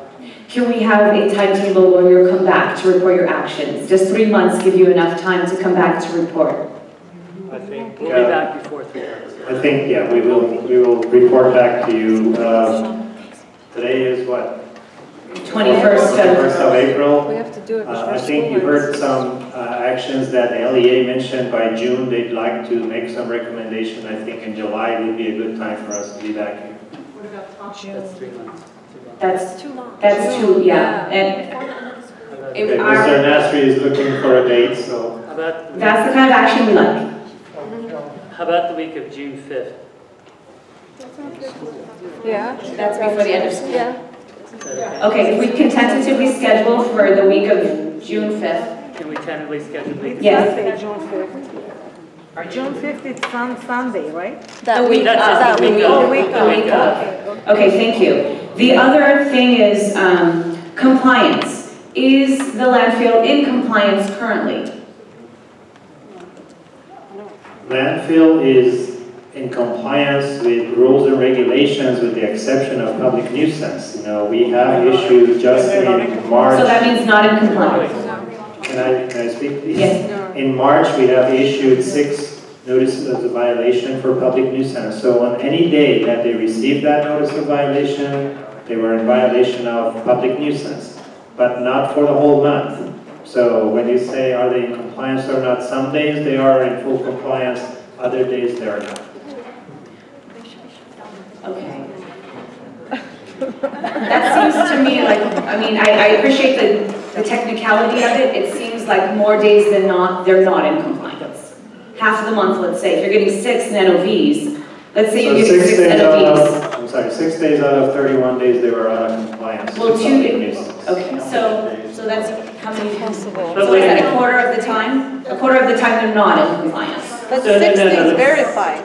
Let's, okay, the issue of compliance is from our perspective, very difficult to answer because they could very well not be in compliance and we don't know it. So when we make compliance determinations for that point in time, and I don't want anybody to think that we're saying they're in compliance right now. We don't know if they're in compliance. So we don't know and I think you're proving my point in terms of the shady area. We don't know if they're compliant. We don't know if they are in compliance. So that would be something I think that you should put up on your website. If there is, and at the interagency level, if you can speak about, are you in compliance, are you not, and report back to the community, I think it would be very valuable. Because what I heard from, what's his name, the general manager again? Rob Sherman, when he spoke at the meeting, the CAC meeting a few months ago, they can shut down the landfill if there's rain. I believe they shut it down, if my comment was correct. They shut it down because of rain and they couldn't control the leachate or something of that nature. They can shut it down, even if it's for a period of time that they can then get everything in order as Wade suggested. Shut it down until everything gets in order. They do it already at their discretion because of weather conditions. So if they can do it because of weather conditions, we should be able to ascertain and see if they can do it because of public nuisance 6 days out of a month. Those are things at the interagency level you must speak about. Do you have a community member at those interagency meetings? This group is not the group that would address community. It's the group that we will discuss, and there is some confidentiality between the agencies, so they're open to discuss any potential violations or any actions that they're planning to take, but yet can't publicly discuss it. So it is not a type of a community advisory committee that you I understand, but is there a community member you could have under NDA that could participate as part of a watchdog, as part of something, I mean, or alternatively, can your notes be provided to the community within 24 hours of the discussion, even if they're redacted? Those are things that need to be discussed because this community is impacted on a daily basis. And if you are not here, and I know, I'm sure you guys are humans, you empathize, but if you're not here, out of sight, out of mind, and that's not what it is for us. So if there's a community member that can be under NDA, or alternatively, if notes can be given 24 hours of the community on your website, that would go great links, as you can see, your credibility, as well as your, really your credibility is at stake here, you and a lot of the other agencies. So to do those measures may go a long way. Thank you. Thank you. Dr. Tom Williams.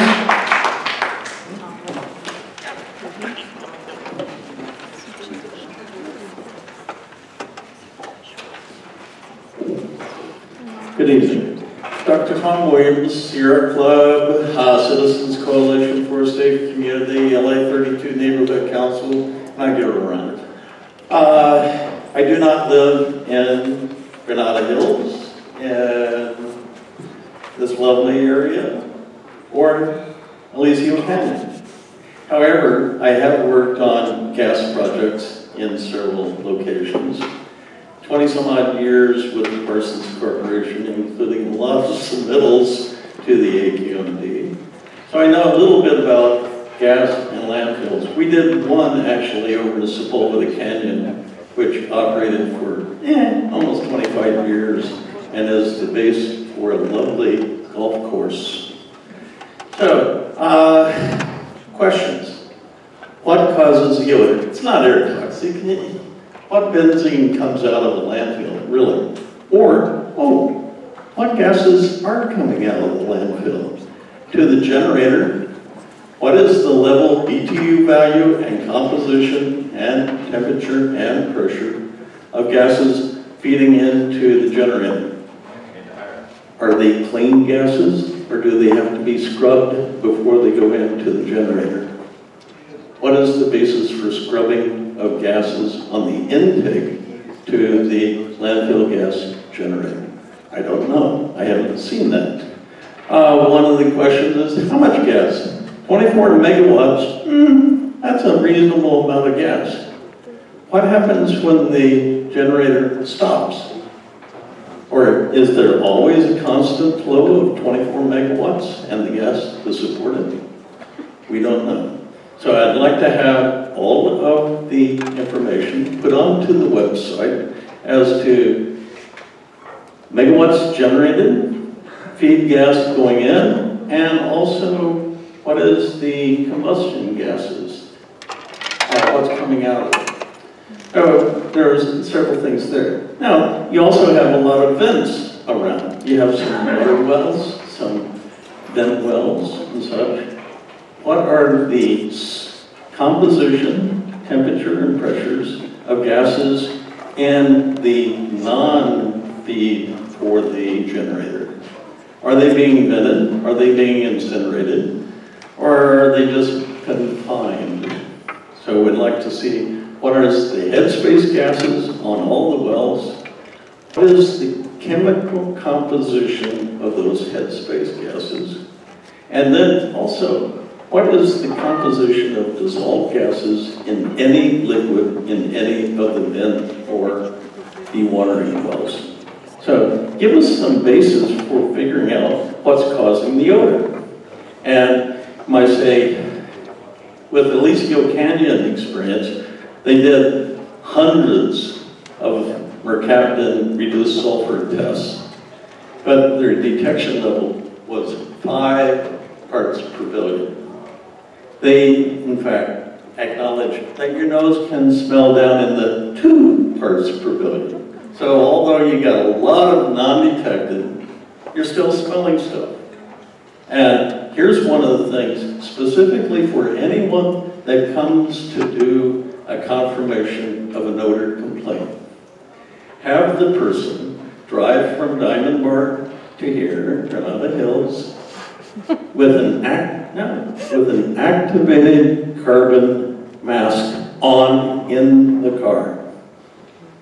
Because, at least from my experience personal, in Carson, after 1 hour with a carbon mask and Type C, we popped the masks off in the Carson refinery.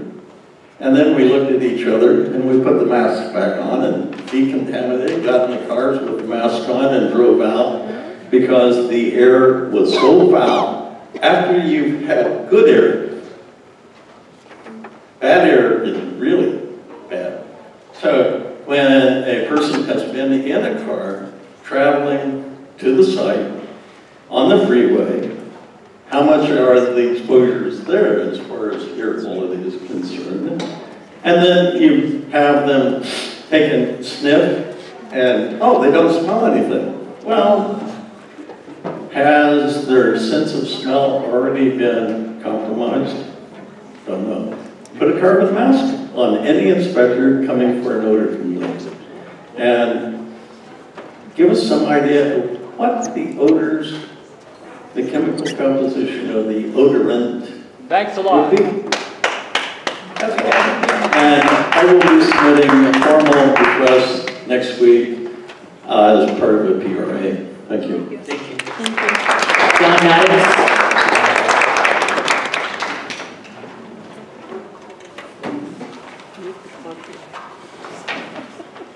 I'm sorry, my name is similar to the other fellow, so when you called him, I thought you were calling me and just mispronounced it. So. Sorry about that. It's fine.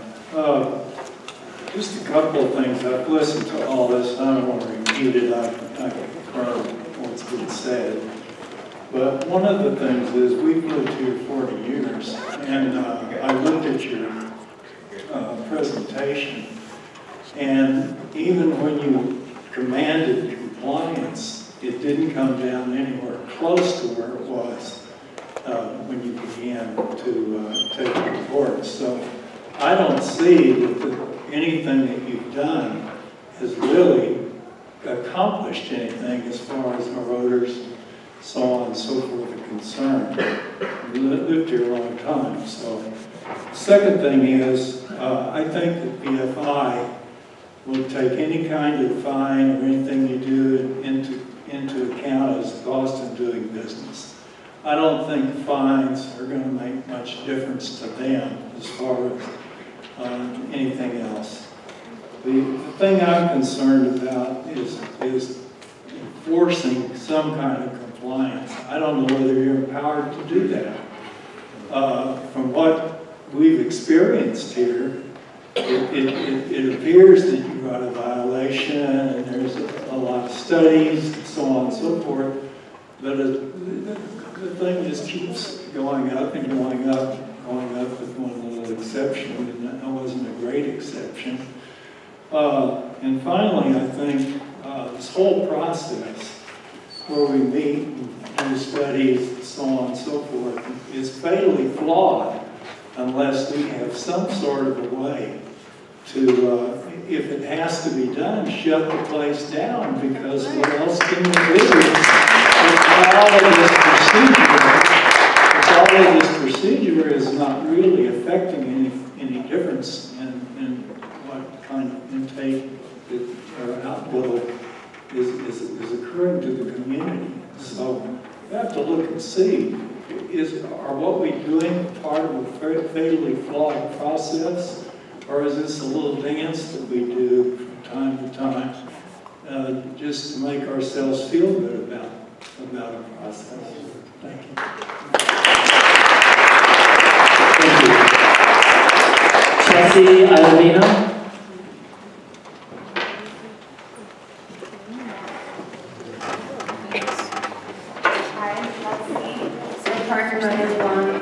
Street, right up here.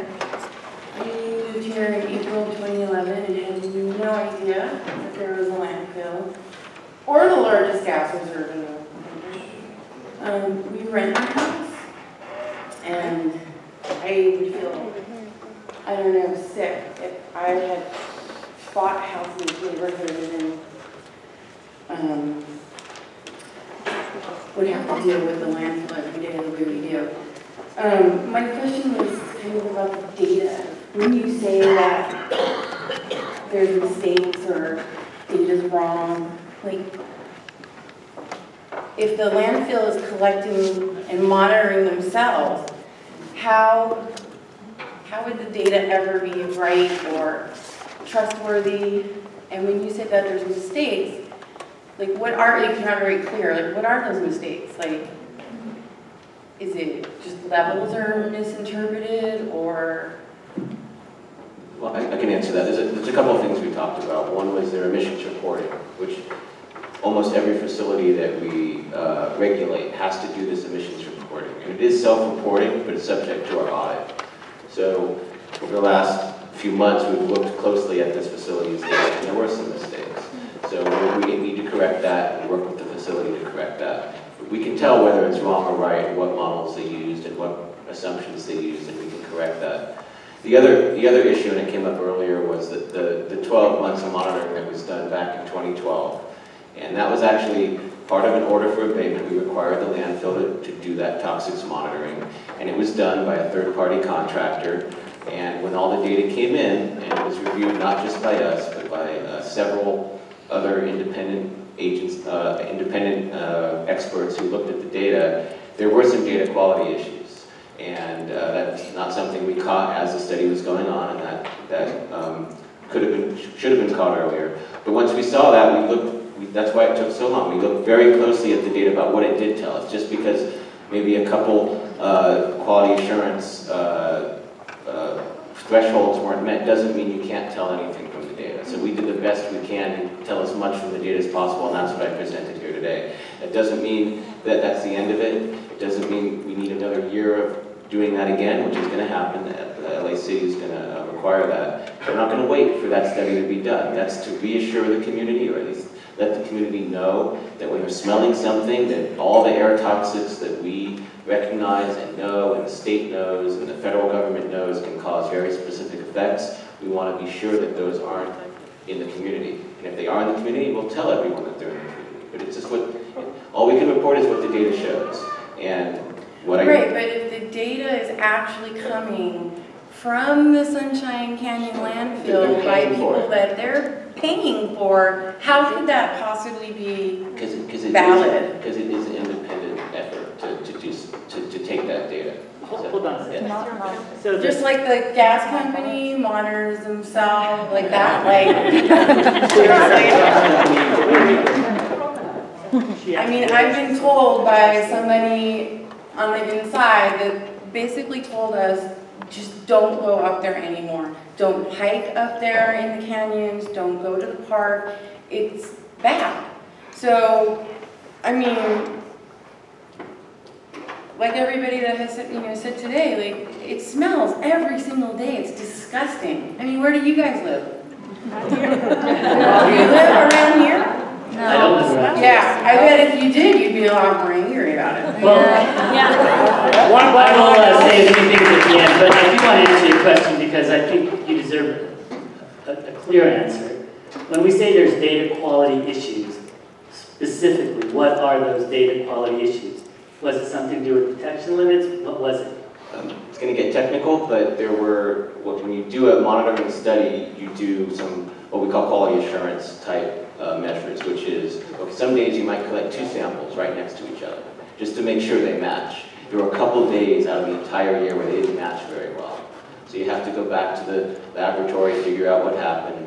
And one of the problems was, why it took so long, is the laboratory that actually conducted that sampling doesn't exist anymore. Okay? So we couldn't get all the information that would be required to do the full analysis. That doesn't mean that many of the toxic compounds, actually almost all the toxic compounds that we measured the quality wasn't sufficient quality to make some conclusions.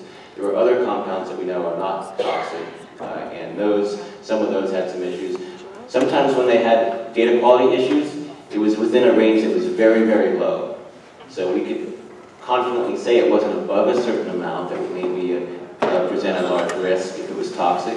But those kind of quality issues, there's reports out there on the data quality, there's technical reports, we acknowledge some of that.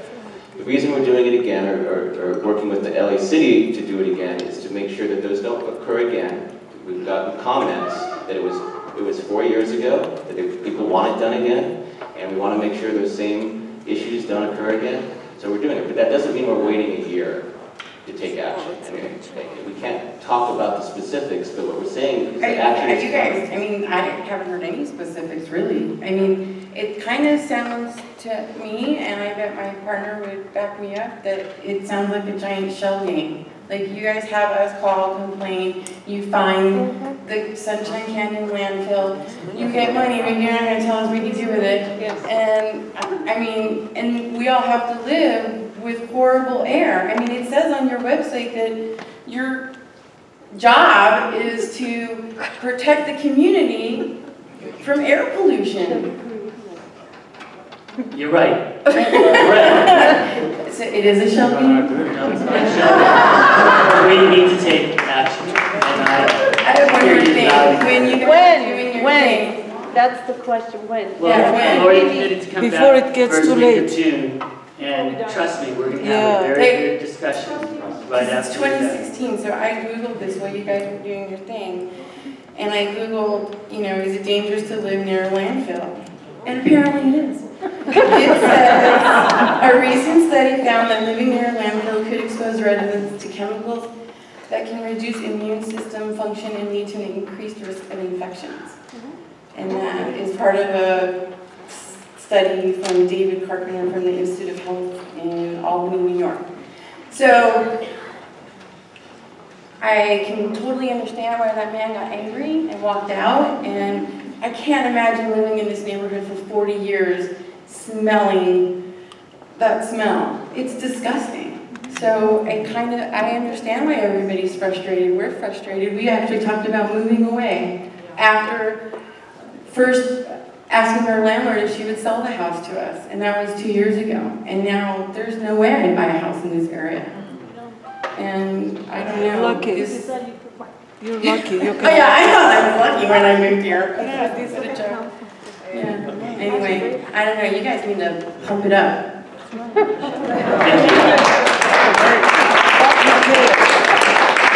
Edward Hickey. Okay. Well, thank you guys for all coming.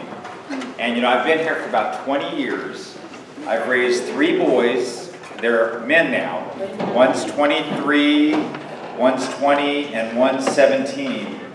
And what I've taught them is to be problem solvers. And the thing is, that's what they do. They solve problems. The thing is, I've been here 20 years, been probably before you were even born, or when you were going to school. I don't think no, but I'm just saying, well, but in all reality, the thing is, it's pretty simple. Who's here from the dump? Are you guys in? Okay, guys. These people, all of us, you know what? The gas company did such an incredible thing. They made you feel like you were amazing. I called them up, I said, I can't believe that I'm getting fumes. I live right up the street where one of my friends can't even sell their house right now. And with the gas company, I called them up and said, this is unbelievable. I can smell gas in my backyard. It's unreal. The next day, they brought me a $1,000 filter. 3 of them from my house. So I know you guys are like flat tires, not a bad thing. You guys are in between these guys. So what I would do, you guys are hearing everybody, if you did a little bit of action, when I'm on the soccer field, I'm telling the kids, hey, Betty, you're doing a great job, or Jack, their eyes are like, guess what? If you acknowledge us, if you just say, hey, you know what? We'll try to figure something out. Let me give you a filter. Let me give you a gift card. Hey, want to stay at a hotel for the weekend? Something. Okay? Because I know that we're in your backyard, and you know what? You've gone through a lot. All of them. All these people here, I know a lot of them. And everybody here has gone through something. Now, I know you guys are working, and you're trying to solve things, and you're bringing in your money, and you're making the community, for you guys, a good thing. But the reality is, make it good for just this small area that's complaining, the people. What can I do for you? Not go here and say, hey, you know what? Let's get somebody over here from the EPA and you know what? We'll pay them and we'll pay the fines and we'll do whatever it is. Poor Larry, the guy comes from San Dimas, and you guys need to buy a house if you guys are going to, and live here and monitor right here and right now. Get a hold of Meg, get a house, and rent it, buy it. It ends up going in, you know what? I have friends that can't sell their house because they had to disclose about the dump. There's buildings over here, cheap. Put some guys on for 24 hours from you guys that if we complain, they come up, they go, man, I can smell that. Yeah. I'm right here. Simple solutions instead of getting something that's so, oh, well, let me do another year of testing. No, I know it's your job. It's okay. But guys, I'm not mad at you. I know you're doing a business. We all dump out trash. But do something for us. Bring us an air filter. Tell somebody that, you know, by telling, no, something. Hey, what can I do for your lawn? Can I pay your property taxes, or can we help you? Or can we? But what I'm saying is, we know you have kids. We want to do something, not just help the school, but do something, and do it through our community leaders. Go to Wade, go to him, and say, hey, what can we do for the neighbors? It's simple. They don't care about us. Okay, well I know, but guess what? They will care. And you know what? If they get involved, if you guys get involved, guess what? If you had dinner, instead of us always pointing going, hey, but if you met some of these people, they're pretty awesome. I got a lady that was over here, that was sitting up here, Marty. She's lived here since 1963. She raised all her kids, her husband passed. She dances, she's incredible. She's the best neighbor ever. I love her. You guys, seriously, these are people that are fighting for their kids and saying, you know what, I'm just standing here saying, let me do something. Now, I know I'm standing up here talking, I know I sort of butted you guys out of this, but do something, solve something. Larry being in San Dimas, that's the dumbest thing I've ever seen. Yeah. Be a problem solver. That's like driving with a flat tire, you guys. And then you're like, oh, okay, and you know what he's done? He's come up, he's like, hey, I don't smell it. Guess what? I'm 54 years old. I smelled it. Write it down. Okay? I'm not going to lie. I've raised my kids here. I love this area. It's so beautiful. It's like Pleasantville. Put more trees up there. Fix that. Be problem solvers. Don't fight. Work it out. It can't be that hard, you guys. And our environmental, what did you say it was? The supplemental environmental? Do something for the community with that money. Tell them, hey, you know what? These people need more trees at their house. They need something. And then you guys do something with you know, I know you guys aren't going to close it. It's not going to happen. Okay, I know. Don't say that. But, well, Don't say I'm that. just saying, look, I've been here 20 years. You've been here 4. But you okay? can't have that mentality. I mean, Okay, it's not a mentality, it's the reality. Okay, and the whole thing is, listen, I'm not going to argue with you, and I want to see them close it. It'd be great. But for right now, I'm a problem solver. I agree. That's what we need to do. Another test, Zero another smell, monitoring not to isn't close going to the work. landfill. We need No. zero smell. Well, I know, I agree. To leave the But I agree, open, but what I'm we saying, need zero smell. I agree That's with it. you. I agree, We're but not asking but it's for not going to close the but it's not going to landfill. happen. But they can It's solve gonna something. I think you've really made your point. Right. We've got about Okay. 10 more speakers that. Okay, oh, sorry. But Okay, but you guys, seriously, it's a great neighborhood. And you guys, I'd be calling the landfill. I'd look at what the gas company did because they did a great job. No, I will. But seriously. Bill Huntley. Bill?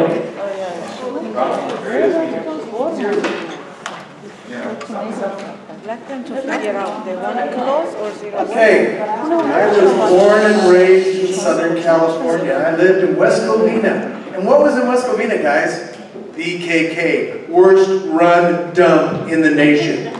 They brought in every toxic known to the world, poisoned the groundwater, poisoned the people. And what did they get for it? They got to close and build a baseball park to help the kiddies. Well, guess what? I lived 1.5 miles from BKK, and the stench was not near as bad as living 1.5 miles on Jimeno from that dump. Wow, that's right. I'm telling you right now, whatever they're doing at this dump is entirely different than what they were doing at that one. And I know because I saw it. You all need to figure out what's going on. I know what part of the problem is. We need to get numbers and honesty from everybody about how much more are we receiving at this dump because, oh, guess what? Rolling Heights shuts down. Oh, guess what? Montebello shuts down. Everybody starts sending their crap down the freeway with truck drivers that drive like shit. I'm telling you, we're going to have major accidents. And what's the next one? This dump's going to close, and then they're going to Simi Valley. We're going to have a line of trucks going to Simi Valley's dump because that's the next one that's far away. You don't get any complaints right now because we haven't built the houses up against the dump. But you know that's coming. At least in Pennsylvania, they burn the trash. They have giant incinerators, but they realize that we're going to have houses up against this. You can't keep doing this in the ground. We need to find another way to get out of it. The solution isn't just ending the smell here. It's getting rid of the trash. We keep building apartments. We keep building houses. We keep building. We want this money because we need the tax money. How much greed are we going to say in the state of California? We destroy the roads. We keep the roads narrow. You're going to have trucks bumper to bumper heading to Simi Valley. And why? And then the kids are going to be breathing it. I remember when it was black, the air during the summer in the 60s. Some of these people won't remember it because I grew up in West Covina. You could cut it with a knife, literally.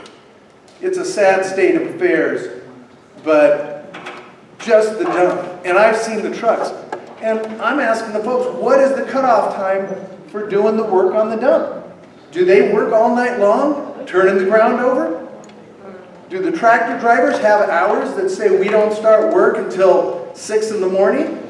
Or do they start at 4 o'clock in the morning and that's when I get up and I walk outside and I smell that smell hitting my back door because they're turning the ground over again?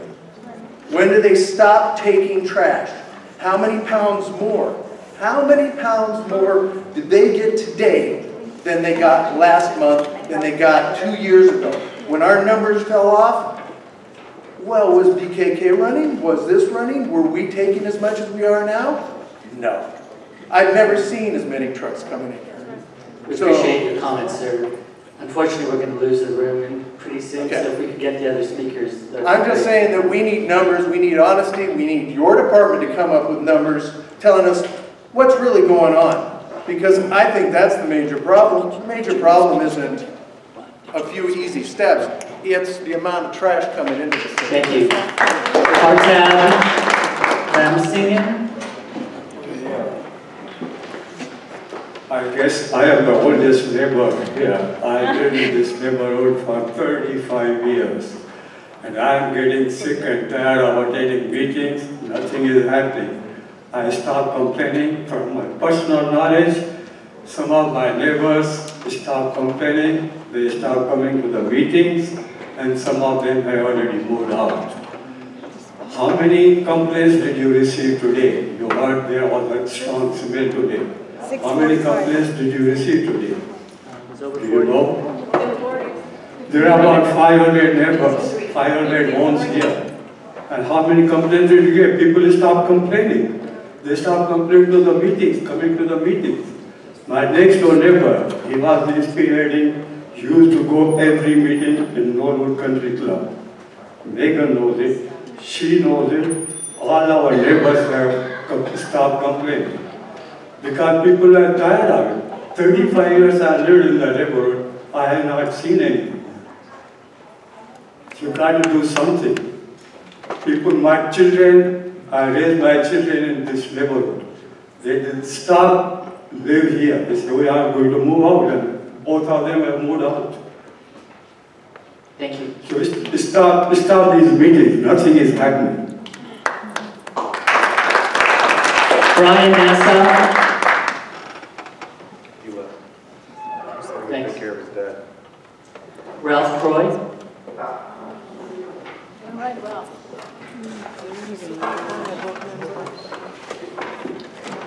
My name is Ralph Croy. I live across the street. I moved here in 1968. My son started this school in 1968 when it was first opened. We didn't have a large active landfill at that time. In the 70s, the BMI purchased the land and started a big dump effort, and the city was very instrumental in that area. A group of us had what was called the dump. Mary Edwards and a few others, and Wade Hunter eventually. We saw that there was a problem. We had active people at that time. We even went up to Sacramento and testified before the waste board. And found out that was worthless because the waste board was run by the landfill operators. You know, I mean, we're bucking the system in a way. What we have, as Mary Edwards would say, follow the money. The city and the county get money in fees from the landfill. It's very difficult for them to shut the place down. You look at what happened at Porter Ranch. They got a tremendous amount of effort from the city and the county and the state because there was no money that these organizations really got from them. They didn't have tipping fees. They didn't have all that stuff. I call it, the landfill here is the golden goose for the city and the county. They get money for it. It's very difficult to do things drastically to shut it down. We understand that, but at least it needs to be operated in the sense that in engineering, I'm an engineer, or was, and what you do, you say, what's the problem? What's the solution? Do the solution. That's how we got to the moon. It isn't because people say, you can't do that. Can't is a mental attitude. And what we have here is a mental attitude, I think. There are ways, I mean, rather than being behind the curve in the vacuum system, in the worker, get ahead of the curve. Put in a lot of vacuum systems, etc. Not put take a 24-inch one out, put a 36 one in, and then, get rid of the 24-inch piping. Oh, you could use them both so that you would have the potential for when you have more trash in the dump, that you have more ability to get the fumes out of it. We aren't really doing this in a logical manner. We're sort of playing around with it. Thank you. Susan Gordon-Chang.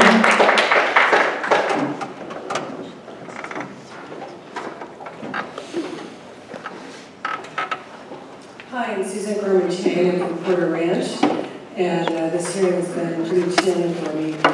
I agree with the gentleman here that said, shut it down. Shut it down till you can fix it. They stopped injecting gas into Aliso Canyon, hopefully till they can fix it. So I hear a lot of the same complaints here, a lot of the health issues, a lot of hearings, a lot of talk, and really nothing final being done. A lot of frustration. And for 15 years, I really commend your community for showing up to these meetings for year after year after year and not giving up on your home and not giving up on your kids and not giving up on their health. So I would like us to join forces. Aliso Canyon, shut it down, and let's landfill shut it down. We can shut it all down. There's a lot of people that say we can't take lead out of gasoline. We can't help the smog problem. We can't go to the moon. We've done all of those things because we all got together and we all are strong together. So I would like us to join forces. We both want to shut something down, and I think we can do it. So thank you.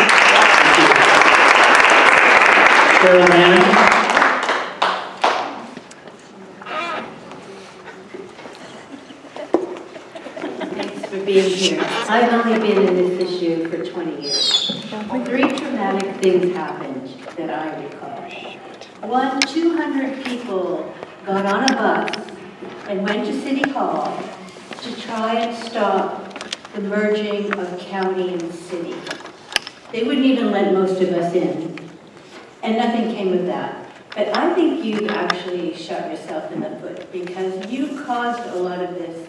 The other traumatic thing was when you cut down 3,000 to 6,000 oak trees up there, there was a time, we've always had health issues with the dump. But when you cut down 6,000 oak trees, in the old days, that we always had odor, but it would hit the trees, it would mitigate it going up, and it would go way over our head. And it wasn't a daily onslaught of odor. And people came from UCLA to beg you not to cut those trees down. You were warned, but you didn't care, and you let the trees go down. You let the merging. You destroyed an entire ecosystem up here. A woodland, a wetland, and a wildlife corridor. There used to be 2 waterfalls here. It's such a shanda, if you know the word. And I don't know what you're going to do now, because I don't think you really do know what you're going to do. I don't think you know what to do because you would have done it already. Yeah, that's right. So you've got to take a holiday, and I think we should, and things are going into the dump that never went in before. I mean, this used to be a dump for people's horses and furniture. There were never chemicals, the body parts were stopped. But I know you really don't know what to do. I know you would do it if you knew what to do. And you've got to take a hiatus and see what this is about. You've already destroyed an ecosystem up here. We've already probably caused our own drought when we cut down trees like that. So I think we ought to shut the dump. I think that woman's attitude is just fabulous.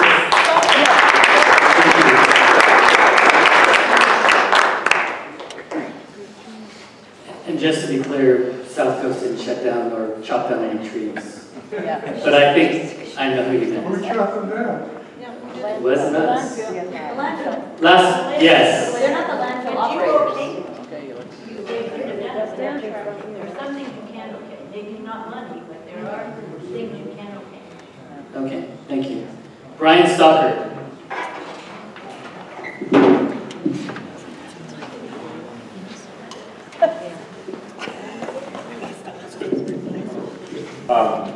I just wanted to share a couple thoughts. I think everything I'm going to say has already been said, but some of the stuff I want to repeat. First of all, this is the first time I've ever come to any of these meetings before, and I'm sorry that the principal left, but I wanted to thank her because it wasn't for the flyer that I got.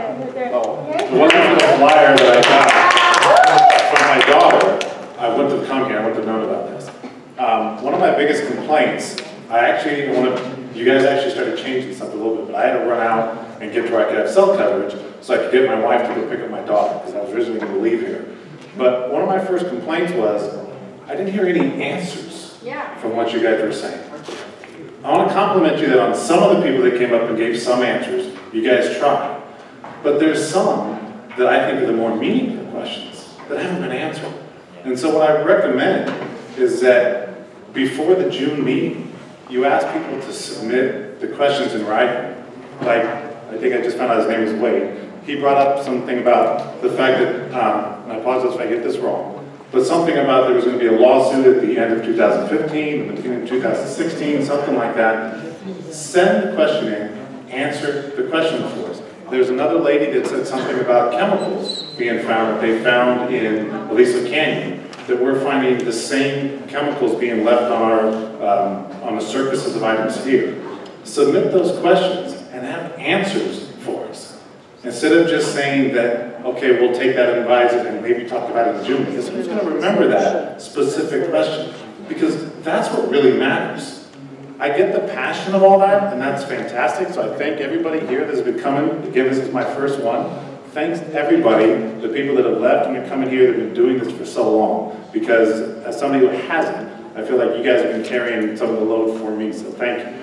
But give us some answers that mean something.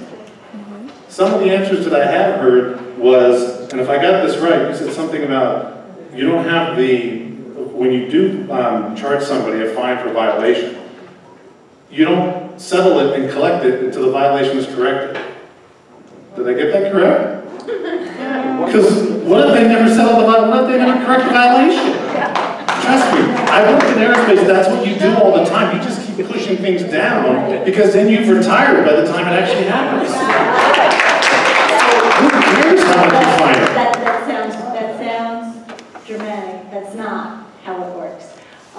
It's essentially true that when a facility is violating district rules, we don't settle the violation until the facility is back in compliance. That's how you know how many days of violation there were. You know what an appropriate penalty can be. This is an extraordinary situation.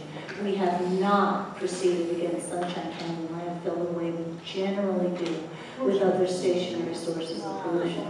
We have settled notices of violation with them in the past. We will continue to do so in the future. This meeting has been extraordinarily valuable because it's the first one that I've attended where we've heard some very concrete ideas about what to do to help the community, specifically with penalty monies. Okay. And we will take that very seriously. I get that, thank you, but can I get a shorter answer that's more of a yes or a no? So, are we collecting a fine from them before the violation is corrected? Yes. Okay. I would suggest that that's how the answer comes across. And Dr. Phil, no disrespect to you with your presentation, what we all heard was that we were just going to do another year-long study. You corrected the way it came out the second time, and thank you. But the first thing that I heard, and I think the rest of us heard, was, well, we weren't sure about that data, so we're just going to do another year-long study. So you guys are doing a great job trying to educate us, but think about how some of the things sound to us. Because if all of us hear the same thing, and it wasn't what you said, give us some credit that we all heard the same thing. It may not have been how you meant to say it, but it's how we heard it, okay? I'd say a couple other things, but most of the things have been said. I just want to reiterate what they said, and thank everybody here again for coming here and still fighting for this for so long. Thank you. Thank you. Like Nancy, this is my first time here, and